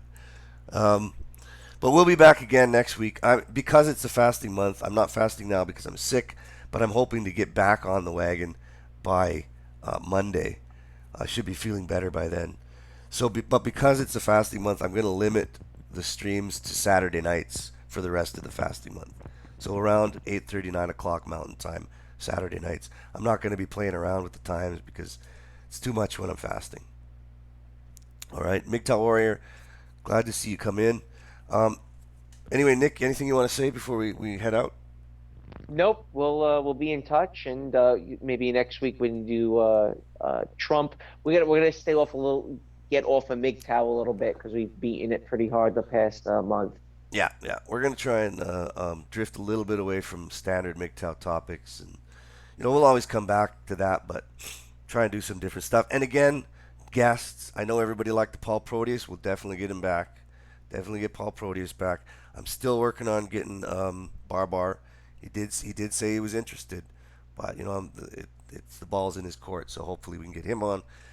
Also, one more thing I forgot to mention. Let's go. Is Rico still in the chats? Is he still there? I don't know. It looks like he might be gone. Well, Rico asked a question actually to me and you that I wanted to respond to. So let's do that before we go. He because when I made that video that said, we're taking a break last week, I asked people if you have questions, put them in the comments. Rico said, Nick has said on several occasions that he doesn't believe there is a lot of sex being had amongst women, despite the 80-20 rule, and that males are potentially projecting their desire for constant sex onto women.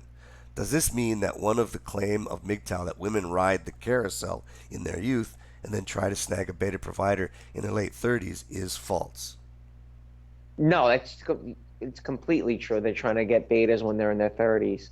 They're desperate. This is Poindexter's revenge. You were abused. You were abused, when you're in your 20s, sexually frustrated. They didn't want anything to do with you. But during that time, you were disciplined. So while you're being disciplined, what'd you do? You worked hard. You worked overtime. You opened a Roth IRA account. You bought Bitcoin low, you sold high, and guess what? When you're close to 40, now you get to go out and bang the 20-year-olds and spend money and treat them like shit, and you want nothing to do with the 30-year-old. Yeah. That's the sweet revenge. That's Poindexter's revenge. That's the beta. I don't like using that term beta or alpha, but we kind of know what beta means. Is like, I guess, a working class, middle class kind of guy. But you got the money. You have the power now. You can go traveling.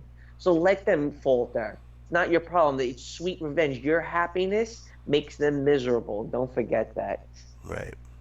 I'd have to agree. And, the 80-20 rule, it still exists to a certain degree. There are women out there that are jumping up and down a lot of different cocks, but they're a very small percentage. Yeah. A very small percentage. A lot of women are sexually frustrated, which is why they're getting angry. Yep. And I'm telling you right now, I don't care what anybody fucking says. I'm dead serious, and I will go toe to toe with anybody. They are not fucking anything. Yeah. There's a small percentage it's a small percentage. Yeah, it's a small percentage of guys getting to bang all the women. What happens is the women will bang one or two of these alpha guys, and then they'll be like, "He's an asshole. What the fuck? All guys are the same," and then they just turn it off. Well, the thing too is that you got to understand that because hypergamy is out of control with women today, one of the reasons they're sexually frustrated is because you have even the low standard females are competing with higher standard females for a very small percentage of men. Those small percentage of men, they don't have time to fuck all of them. So it's just there's a very small percentage of these women that are getting that cock carousel. The rest of them are sexually frustrated, man. And if I was to give my own personal observation, I see that where I am. A lot of women in their late 20s to late 30s are very sexually frustrated. They're not fucking anybody. They got dogs. They got dogs, yeah. The cock carousel exists, but not for for a very select few women. Yeah. Anyway, with that, I also wanted to mention that a couple people also mentioned who might want to join us later on for a chat. They dropped a couple names, and I will consider it and I will look into it and try to get in touch with those people. Most of these guys are afraid of doing live streams, and it's understandable. I think that's what it comes down to. I mean, I've reached out to quite a few people. They all are against the idea of a live stream because they're only used to doing 10-minute quick little factoid, MGTOW snippets. Yeah. They can't handle something like marathons like me and Ayam do. Right. Okay, guys, that's it for today. Thanks a lot for watching, and we'll see you again in a week from now. Take care. Good night.